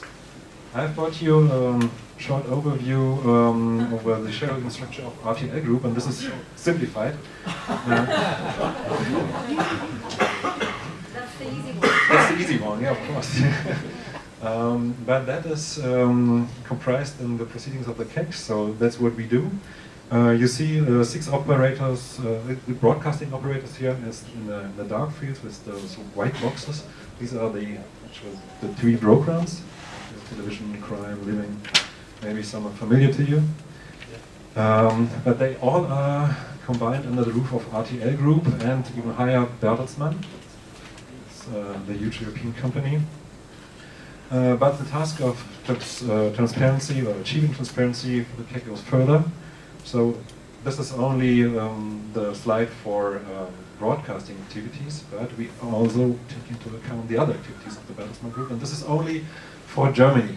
So we have the TV programs, free TV, pay TV, the rights, Fremantle Media, CLT Ufa, production activities, and online activities, of course, all do have, music, EMG rights management, radio activities, newspaper, magazines, book publishers, you name it. So Bertelsmann or RTL, very active in this field. And this deeper look is only taken into account if 25% of viewer ratings are reached in the broadcasting field. So you see this is a limitation of possibilities for the CAC to react. But what can be done anyway? If this dominant power over opinion will be achieved or can be achieved by a merger, for example. First possibility is to give up attributable shareholdings, not very popular, of course, or reduce the influence in media-related markets. Grant airtime to independent third parties, so there are window programs, for example, in the program of RTL. I take this RTL example, sorry. Or to establish an independent programming advisory council. This is even more unpopular. And in worst case, it's the deny or withdraw of the license or the refuse of a merger. Have you ever imposed the suspension Once. When was that? For RTL? This was this was the merger of Springer, the huge publisher, and ProSiebenSat.1. What was the sanction? The sanction was the refuse of the merger, actually, because Springer tried to take over ProSiebenSat.1, but this is a very difficult case. Of course, I'm simplifying here, because you have to take into account if there is airtime granted, you have to reduce bonus points on the received viewer ratings, and yeah, it's very general. It's a complicated way, and you have to. Details can be read in the report. Yeah, details can be read in the report. Thank you, Mark. Of course. This case is displayed in the report, so Where maybe this Michael is is one of the old. Yes. It's just a Yeah. Okay. Yeah, transparency is very important, as you know, and it's also important for the CAC to provide transparency, and therefore is displayed the shareholding structures, as you just have seen, in the media database of the CAC. This is online available. You can go there and just have a look on the detailed information we provide. Diagrams of the ownership structure we provide on our online site, as shown on the slide. The viewer shares, of course, and the decisions of the CAC are published. And we do provide information through our annual reports and the media concentration report that is published every 3 years. So visit us on CAC Online and find various information. So finally, what are the future tasks? Of course, you know all of these guys. Good guys, bad guys. So we are facing new players with new business concepts and new media offers. We do have a fight to keep a level playing field in regulation and be, of course, careful not to guard the wrong gates. Because, as mentioned before, we're just looking now on behalf of the CAC to the viewer ratings achieved in the TV broadcasting sector. We do think this is too narrow. We are in discussion with the legislator to widen this to a more general approach, to have a general market view. But of course, all the difficulties and how to measure those guys is still active in discussion in Germany. So thank you so far for your attention.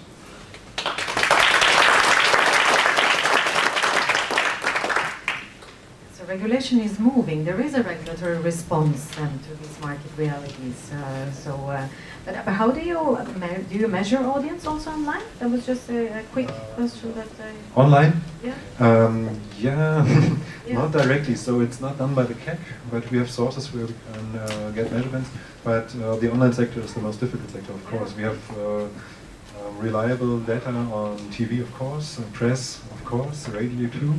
But online sector is very difficult because so you good can't company, take into... Jane. Yeah, of course, yeah. So it's an approach. We try to do our best, but of course there's a lack of information. So now, what does the Commission think about all this? I'm impressed. I mean, there's a huge work that our regulators are doing. But then we have the competition side that comes with an ex-post analysis, which is also an important bit of this puzzle. So I'm sure Paola will help us navigate through what is happening actually here in Brussels. The floor is yours, Paola. Thank you very much, and thank you very much for the invitation.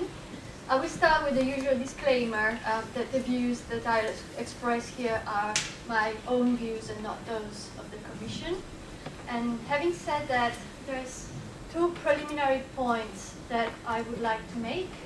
The first is, well, really about our limited role with regard to plurality, in the sense that competition law and policy pursues economic objectives, such as efficiency, consumer welfare, and it is not born to provide protection for diversity and plurality of media.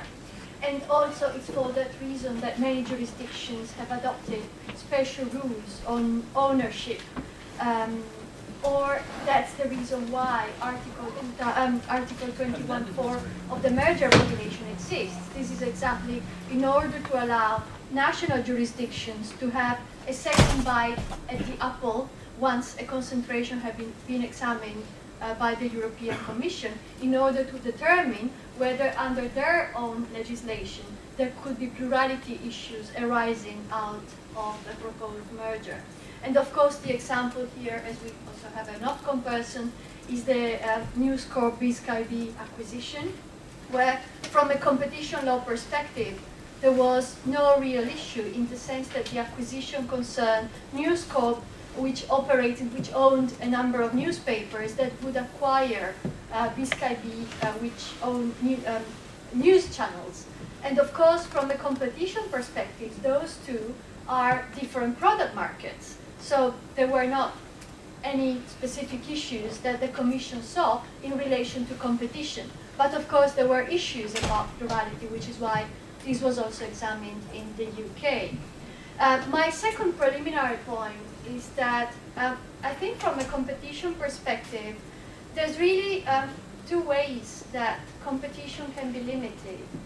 I think one way is to limit access to somehow the infrastructure, so to the transmission services.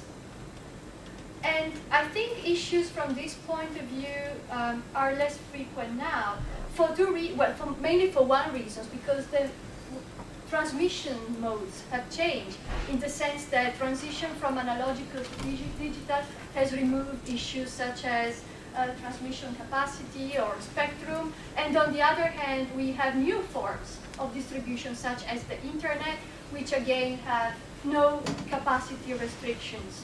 And the interesting thing about these new forms of transmission, I think, is also that they are not country limited. They are technically borderless, which means, in theory at least, or technically, that content can be accessed throughout Europe, technically. On the other hand, and this is, I think, more of an issue, the other way that competition can be limited is through access to content. In order to make an offer interesting for consumer, a broadcaster or a newcomer wishing to propose a service to the public needs to present some interesting, attractive content. But of course, there could be issues of having access to that content. And it is actually on this point of the so-called input foreclosure that I would like to focus my attention. And the first example that comes to my mind when we talk about input foreclosure is really premium content. Premium content is content which has been defined by the Commission as a driver for consumer subscriptions. Premium content is usually sort of sold for pay TV purposes. It is where premium content is usually found, and by this I mean, by premium content, I mean sports, major sports events, or recent successful movies. Those are types of content that lead consumers to the choice of subscribing to a certain pay TV service. And the pay TV service that has other content, but not that, is less interesting for. So it is considered to be a key driver for consumers. However, accessing premium content is not from the retail perspective, for the perspective of someone who wants to offer it on the market, is not that easy. And that, in my opinion, could be for two reasons. One reason could be, for example, because there is vertical integration between the right holder, between the content producer and the provider of the service or the transmission provider, or because there are contractual arrangements with the right holders. And when I think of contractual arrangements, I think, for example, of exclusivity. Premium content is very often licensed on an exclusive basis, which means that it is licensed only to one market player in a member state or in a linguistically homogeneous area. It is usually licensed for specific means of transmissions and for specific windows. But very often, exclusivity is also somehow, I would say, aggravated by, for example, the long duration of the contract. So a licensing contract for content, for premium content that is particularly long, or that contains certain clauses, for example, that ensure renewal of the contract. But I will go back to this a bit later. Now, how do we tackle this? Well, there's two ways that we can tackle input foreclosure. One way is by means of merger control, and the example I'm thinking about here is the News Corp Telepew decision, a case where a merger that indeed occurred subject to a number of commitments or remedies. In that case, there was concern that following the merger, there would be only one pay TV operator in Italy that would propose premium content. And this, of course, was perceived as a possible bottleneck, and the remedies that the Commission imposed in order to approve the merger actually related to the licensing of the acquisition of content on an exclusive basis. And the Commission, with regard to premium content, required that the duration of the exclusive contracts for the licensing of premium content is shorter. And also the Commission requested that exclusivity, or the parties proposed that exclusivity is eroded in the sense that there would be exclusivity in the licensing contract for satellite transmission purposes, but not for other means of transmission. That exclusivity would be waived for those cases. The second example, which is more recent, on input foreclosure, doesn't concern premium content, but still it concerns must-have channels, and it is the Liberty Global Diviver case. Again, here there was a concern that following a merger, but the merger basically, for those of you who don't know, whom I think are very, very few, but still, in the acquisition, the waiver had two major, two allegedly less or more important channels, Channel 4 and 5. And there was concern that once the waiver was acquired by Liberty Global, those channels would no longer be available. The waiver used to sell those channels to a number of other TV distributors in Belgium. And the risk involved in the acquisition was that once those channels are under the control somehow of Liberty Global, then Liberty Global, or better, the entity acquired, would no longer be willing to sell those two channels to other competing TV distributors. And those TV distributors would be competing with Telenet, which is controlled by Liberty Global. The merger was approved subject to the condition that the buyer would be under an obligation to license those two channels to TV distributors in Belgium under fair, reasonable, and non-discriminatory terms. And the reason why, of course, the concern arose in the first place was that the channels were considered as a must-have for a TV distributor who wants to operate in the Dutch-speaking part of Belgium.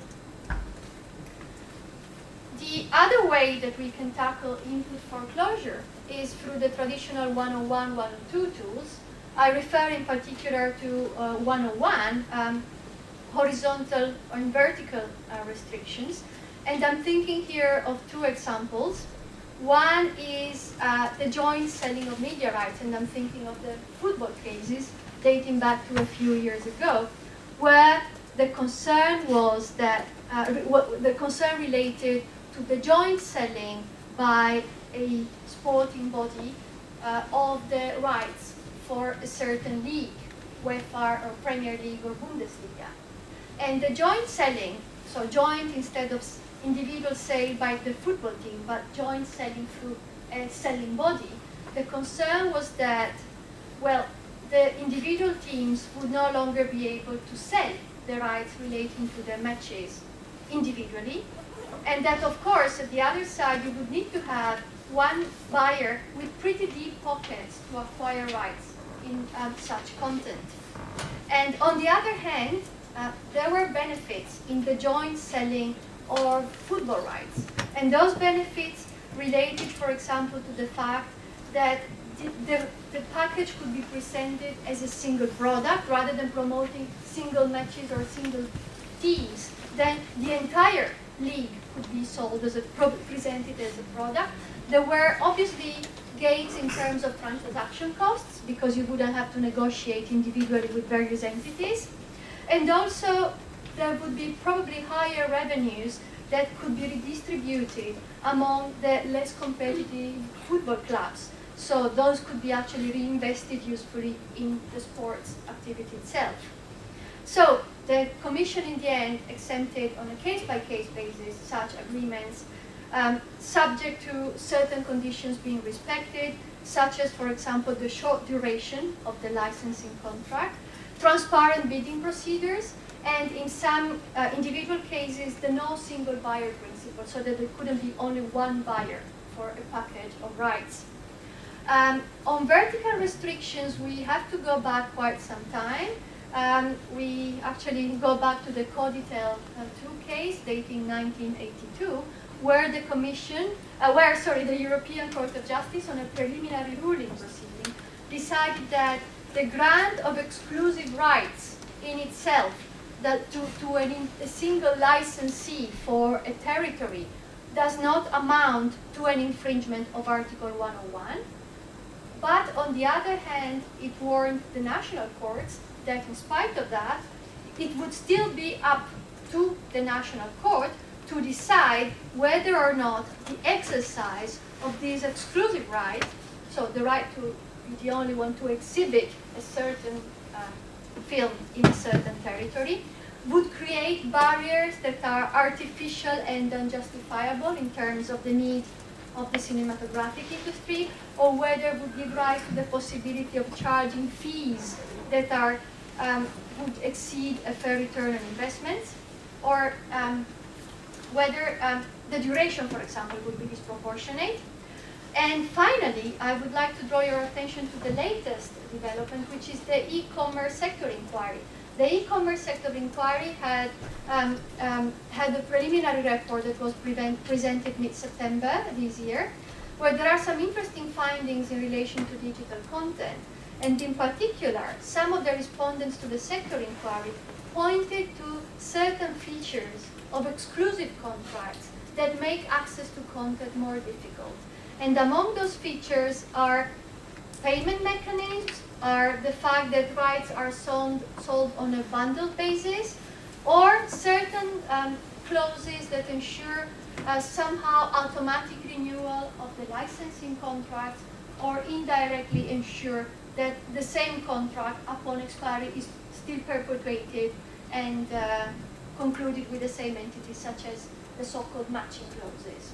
So on this respect, of course, that's a preliminary report. We'll watch this space. And for the moment, thank you very much for your attention.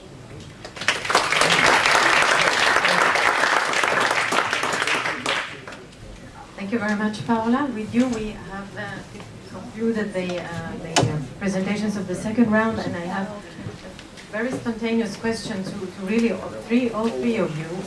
How do you collect the data to do all these assessments? Just really 1 minute each. Is it a difficult task? Does the industry cooperate? Do you have special powers that allow you to do this? Because Jill is struggling a lot sometimes to get the necessary data. And then I will be happy to open up the floor before I will ask Deirdre, Kevin, to help us wrap up what we have learned today.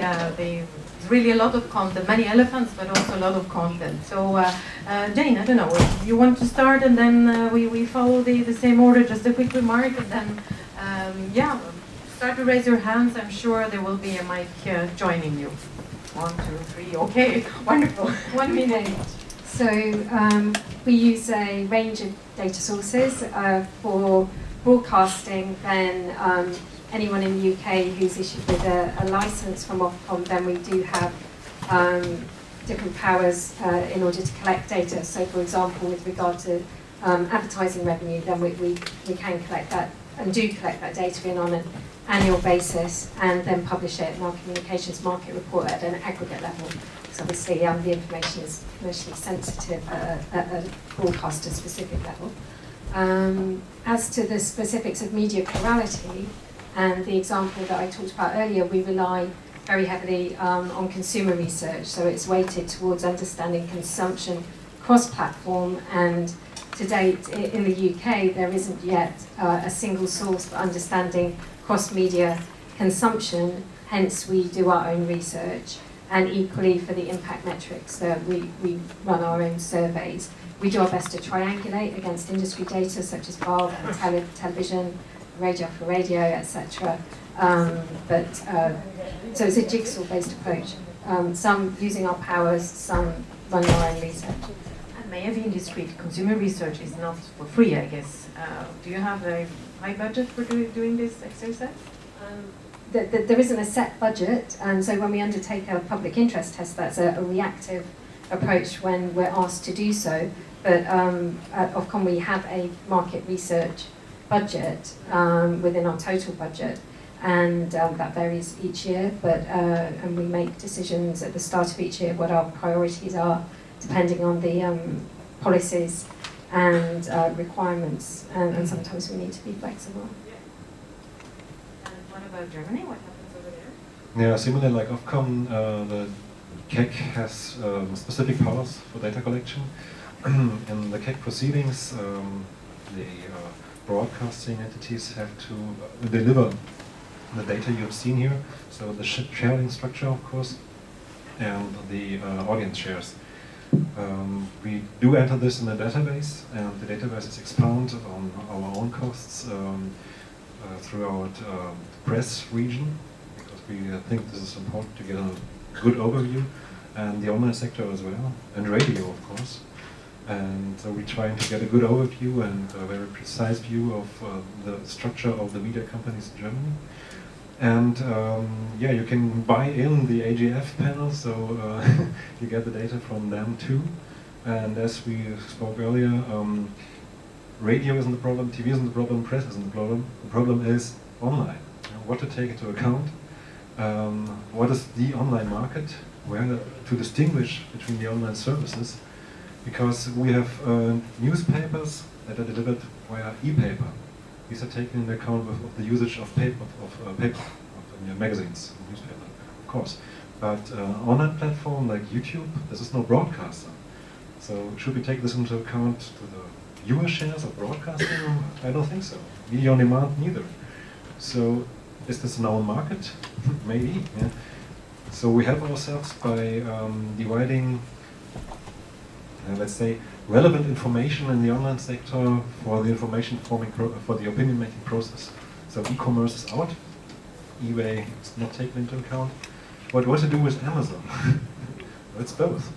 It's e-commerce, we do have to divide and say e-commerce sector of Amazon is out, all the Amazon video delivery on demand things are in. So it's still an issue of regulatory response to these market realities. Yeah. And what happens with the Commission? I guess you collect quite a lot of data as well. Yes, of course we have the power to request information, and we regularly do so. Ultimately, there is a sanction if parties do not comply with the request. There is a little bit of a difference, I would say, in antitrust and merger proceedings, because for the purposes of mergers, usually, well, the whole thing starts, the parties themselves, the notifying parties, volunteer some information, which they get from usually their own sources or market studies, or even they get them from entities and bodies that gather information at national level. While, of course, in the context of a 101 procedure, unless it is the complainant who gives us initially some information, it's us who go to the parties and ask for the information that we want to have. There could be, in both mergers and antitrust, requests for information also sent to the parties who are not in the proceedings, but are maybe relevant market players. For example, in merger, very often we seek the views of the other market players. I think that there's probably in the Liberty Global, the Viber case, which I mentioned, there was also, I think, also relating to what was said earlier about measuring audience. I think there was also an interesting point about how we assess data, because in that case, well, the question was whether certain channels, the fear and fend, were must-have channels. And the notifying parties argued that they were not must-have channels because the share of the audience for those two channels was 11%, which put them quite sort of towards the bottom of the list. But in the end, the share of the audience meant, you know, how many people in a day watched their channels. But actually, we thought that these data were not sufficiently telling, and we actually asked the parties for further information about for how many hours those channels are watched, because that's also very important, and for how long, in terms of how much time do people spend, not only in total in the course of the day, but also continuously. Do they watch the channel for 6 minutes, or for 30 minutes, or for 1 minute? Because of course zapping is, you know, a way of watching a channel, but it's totally irrelevant. Plus also the amount of people who watch those channels on prime time, so on the basically dinner hours, where channels watching TV becomes much more crucial. And on the basis of those data, then the conclusion was quite different. Yeah, yes, over time. I hope this is okay if we stay another 10, 15 minutes. Is that fine? Yeah, I hope so. Okay. I'll be very short. I'm just going to make two remarks. I'm Cecilia May from SES, the satellite company, the mother company of Astra in Europe. I think it's a little bit on the margins of that debate, but I think when we talk about media pluralism, I think we touch upon two other dimensions, which, and one was actually raised by Paola. There is the cultural dimension. And I would be very interested to hear whether there is any, the observatory or any research institute is looking at comparing how we look at media pluralism and concentration in Europe and compared to other regions of the world, and how, I mean, we seem to have a particularly rich, let's say, landscape compared to what happens elsewhere, but maybe we could be surprised by how things are managed elsewhere and what's the reality of markets. And the other point is technical. Of course, that relates to a capacity question, and that is something which is obviously dear to our hearts. We are convinced that pluralism is also a capacity issue. If you talk about you know, the amount of data which and the width of the channels now, especially in Ultra HD soon, there will be a capacity issue necessarily, and the internet is not at all providing the adequate bandwidth to ensure that pluralism. So we think pluralism sometimes is just only that. I mean, do we have at home the ability to receive all different sources of content which we need? Thank you. No, I don't know if Alexander wants to reply. No, because it was basically, no? Well, Jamal, but then you remember. Thank you for the panorama. I think the evidence is now clear for me. Can you introduce yourself? Because we have a special guest, so I think, Jamal, you deserve to be... I am special? You are. Jamaluddin Najib, because you ask after a regulator. I am a regulator in Morocco. Sure that the evidence now is a conflict. I can say a war between broadcasters and IT majors versus pluralism, diversity, as you said, etc. But there is another war, if you want, an underground war, which is less visible than this war between broadcasters and telecoms operators. Periodically, we see in Geneva, in ITU meetings, a growing alliance between telecoms operators, mobile devices, etc. And the giants, I call them the giants, the Pokemon or giant Pokemon, like Google, etc. Reducing the spectrum at local level, at national level, for broadcasters, for diversity and pluralism, which is the main mission for the regulator. Thank you. There was also behind Alexander. There is nobody from ITU here. I don't think so. Well, but we have freedom of speech. So. So my name is Adam Watson-Brown. I work for in the media directorate of DG Connect, DG Communications, Content and Technology. Let me say that I totally disagree with the final part of what was said here. Terrestrial television, if that is what you're referring to, is probably not the entire future of audiovisual delivery going forward. This is my country. Well, maybe that's where you are. In Europe, we certainly have many different markets in very different stages of development, some of which are very dependent on terrestrial TV. But I take into account here what the capacity. Security argument now. Well, security is another thing. But okay, let us leave that aside, because I hear from Jane, and I hear a bit from Michael as well, that we have issues on how to define markets in an opinion-forming sense. And we also have questions of measurement. And in my unit, where we're which is called Converging Media and also social media, I'm wondering whether there is an opportunity for regulators to work together on looking at issues of market definition for the purposes of opinion forming, and maybe also on what on data transparency and requirements, because I see that in member states, and certainly also at European level, there are obligations on member states to supply data, there are obligations on market players at member state level, but not in any of these new platform areas. So would you think that there might be an opportunity for such collaborative work? Or is it too premature? So maybe I can give a short response. Actually, this is maybe the point to inform you about a very recent project of the media authorities in Germany. We are setting up a so-called media convergence monitor. So this is the combination of all the collected data we have. So there's taken into account the database of shareholding structure, the audience market shares of all the markets we can access, and that there's the survey based on the questionnaire about which media would be used to obtain information on a specific issue, on a specific topic, and which media are used if you're just looking for entertainment. And all together is used to get an idea of the overall influence of on the opinion-making process of, let's say, single media, things like a broadcasting channel, and media groups.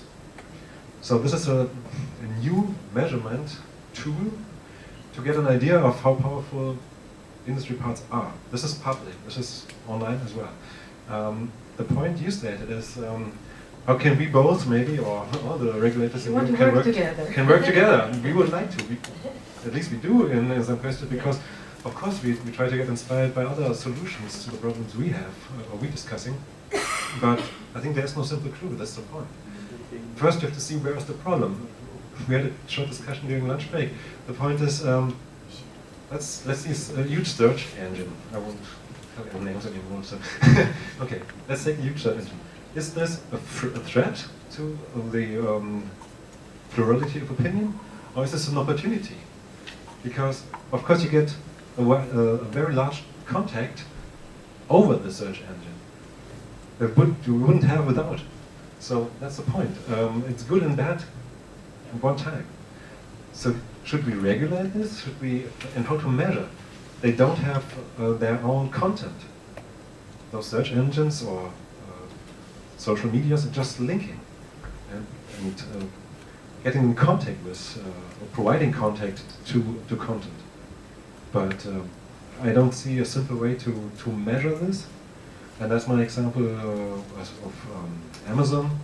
You have several players like that, where you can't really distinguish sharp between relevant content, not relevant content, and at that stage you can't have responsible measurement.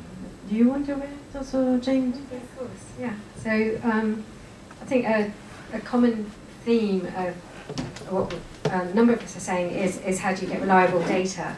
And I certainly, one of the things that I'll take back from today is the way in which different organisations, including yourself, are tackling media measurement.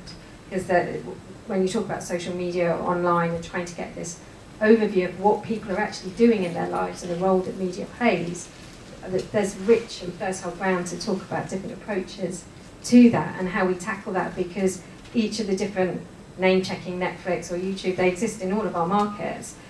We all want to measure them, so that feels like a very sensible ground for collaboration. And then I see Alexander, and then over there as well.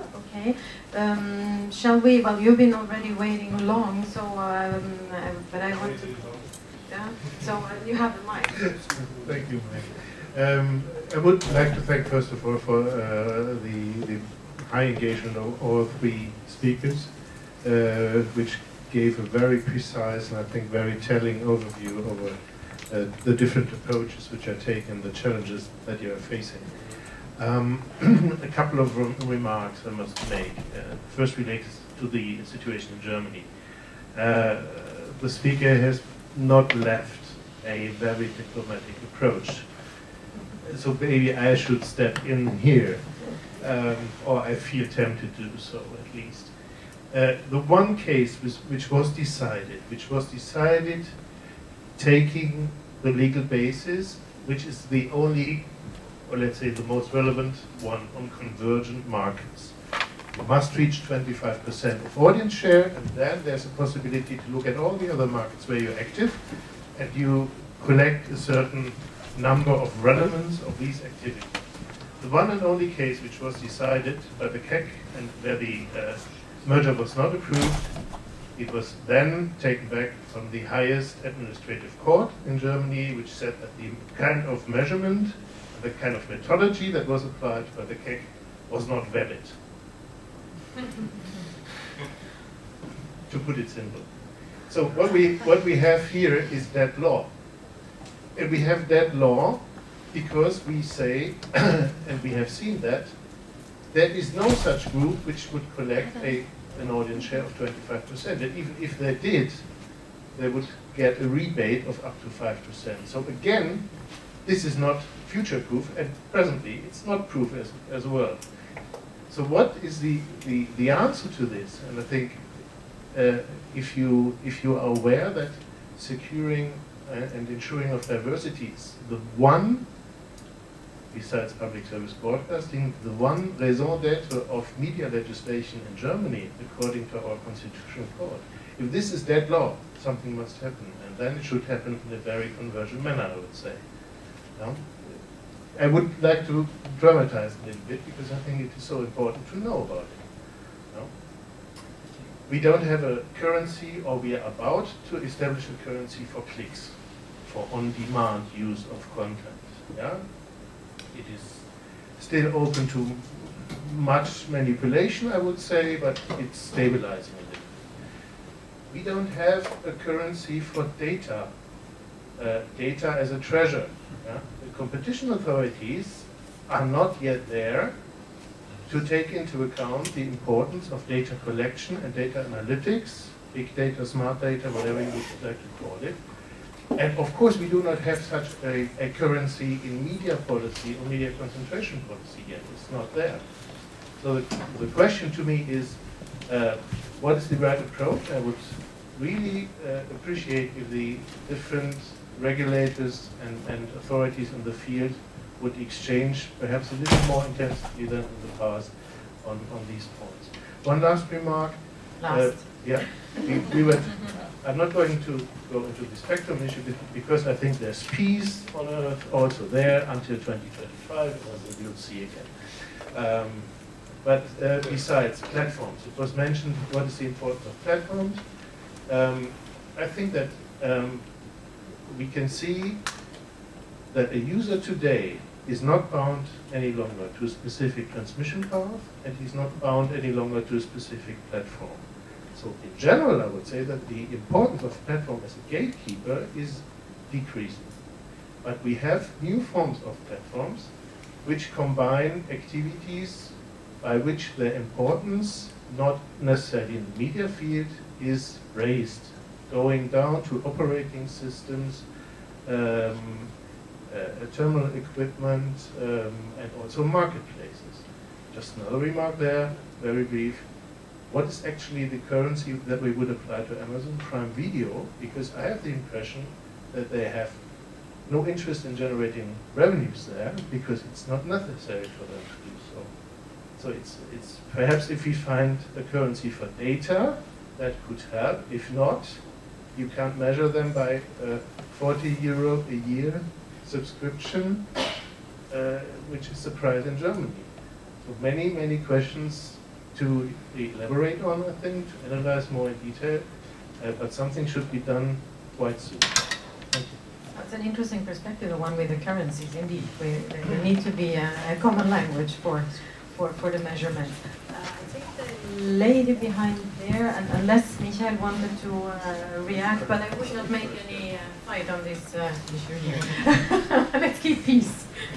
Thank you. Just quickly, you spoke so much about data innovations and collections that I feel like I should also introduce our media database. Oh, sorry, I forgot about it. I'm Kinga Ince, the CEO and founder of White Report Media Browser, that is an innovative cross-media database available at whitereport.hu or mediabrowser.eu. And the point I was going to add is that to the Ofcom presentation, I was quite inspired because I think these are very important issues to list how many media there are at the given markets. And actually what we come from is the market side, coming from agency and consulting companies. And the point is that we've got a system, which is an online system database that covers all TV, radio, print, online, cinema, and outdoor media, and their companies, operating companies, and owners. And that's updated regularly, which was selected one of the most innovative data startups by an American company. So now we are going to expand. So far, we just worked for one market, and why we didn't appear on the global market was because this is a unique database that we had to test. And we see that it's really valuable, at least for one market. And now we would like to add into this common conversation. Hopefully, you will understand what it is about. And thank you. We will certainly have a look online. I think we are quite over time. Really very, very short, because I would like to hear Deirdre Kevin wrapping up. There was a question to make. If you had a crystal ball, what would be the most horizontal criteria you would apply in 10 years? Yeah, I think this would deserve an extra conference indeed. So I don't know. I think we should take note of that and reflect further. But indeed, it's something we must think about. Deirdre, if you feel ready to just help us remember the key messages of the day, I think this will be something very nice to bring home. And Okay, then well, the good part, everybody, is this is going to be a lot shorter than we'd planned, because I don't want to keep you all here. I was going to use the other mic just to get myself a little bit of time. But I think I'm focused now, and I've really, really enjoyed the afternoon, and thank you, everybody. To initially say, of course, we've covered a very vast area, and we talk about media ownership. Why do we care? Who owns the media? How much do they own? And for some people, it's about political pluralism, opinion formation. But we also have the media as an economic good, and the media as a cultural good. So we've had the Commission competition perspective on how the media is looked at in terms of an economic marketplace and how you try to keep fair competition. So I'll only have 4 very brief points. One, we began wondering, is the media, are we moving towards pan-European groups? How do we measure this? Is it important? We then had a statement following, I'm being very brief and really summarizing what's going on without attributing comments, but should we move towards pan-European rules, if this is the case, if the market is going in this way? Should there at least be maybe a minimum set of standards that should be applicable in each country? Because when you talk about the European market, I think that's where you're really talking about the economic goods and the cultural diversity. And when you go into the national markets, we're really looking more at those traditional issues of news, etc. But many people feel that our ownership rules they're out of date, it's out of law, it's old-fashioned, it's not up to date, and it's still looking at the TV, radio, press, and we are all quite well aware that the markets have evolved so much. Consumer behavior, technology, internet. I mean, the internet is affecting news, it's affecting intermediaries who might control the news people get. Are we really not going to compare SVOD and pay television as similar markets, perhaps looking for the same customers? So we had the suggestion, do we start from scratch? Do we go and look at consumers and try and build from the ground up what they're doing, which seems to be what Ofcom and the KEC are also trying to do, to understand what people use, what they trust, where they find their information. And we also have to consider all these new players. Do we think about distributors? Of course, major advertising agencies, the IT giants and their big data, the SVOD players, the video sharing platforms, the intermediaries. So the final conclusion, given all this change, we need to perhaps change the rules, but we need to maybe cooperate, exchange ideas, exchange information, rethink market definitions, rethink how we measure things and collect data. And that's probably where people want to move forward, to see if there are more cooperation and more ways of understanding the market. I think that was not 10 minutes.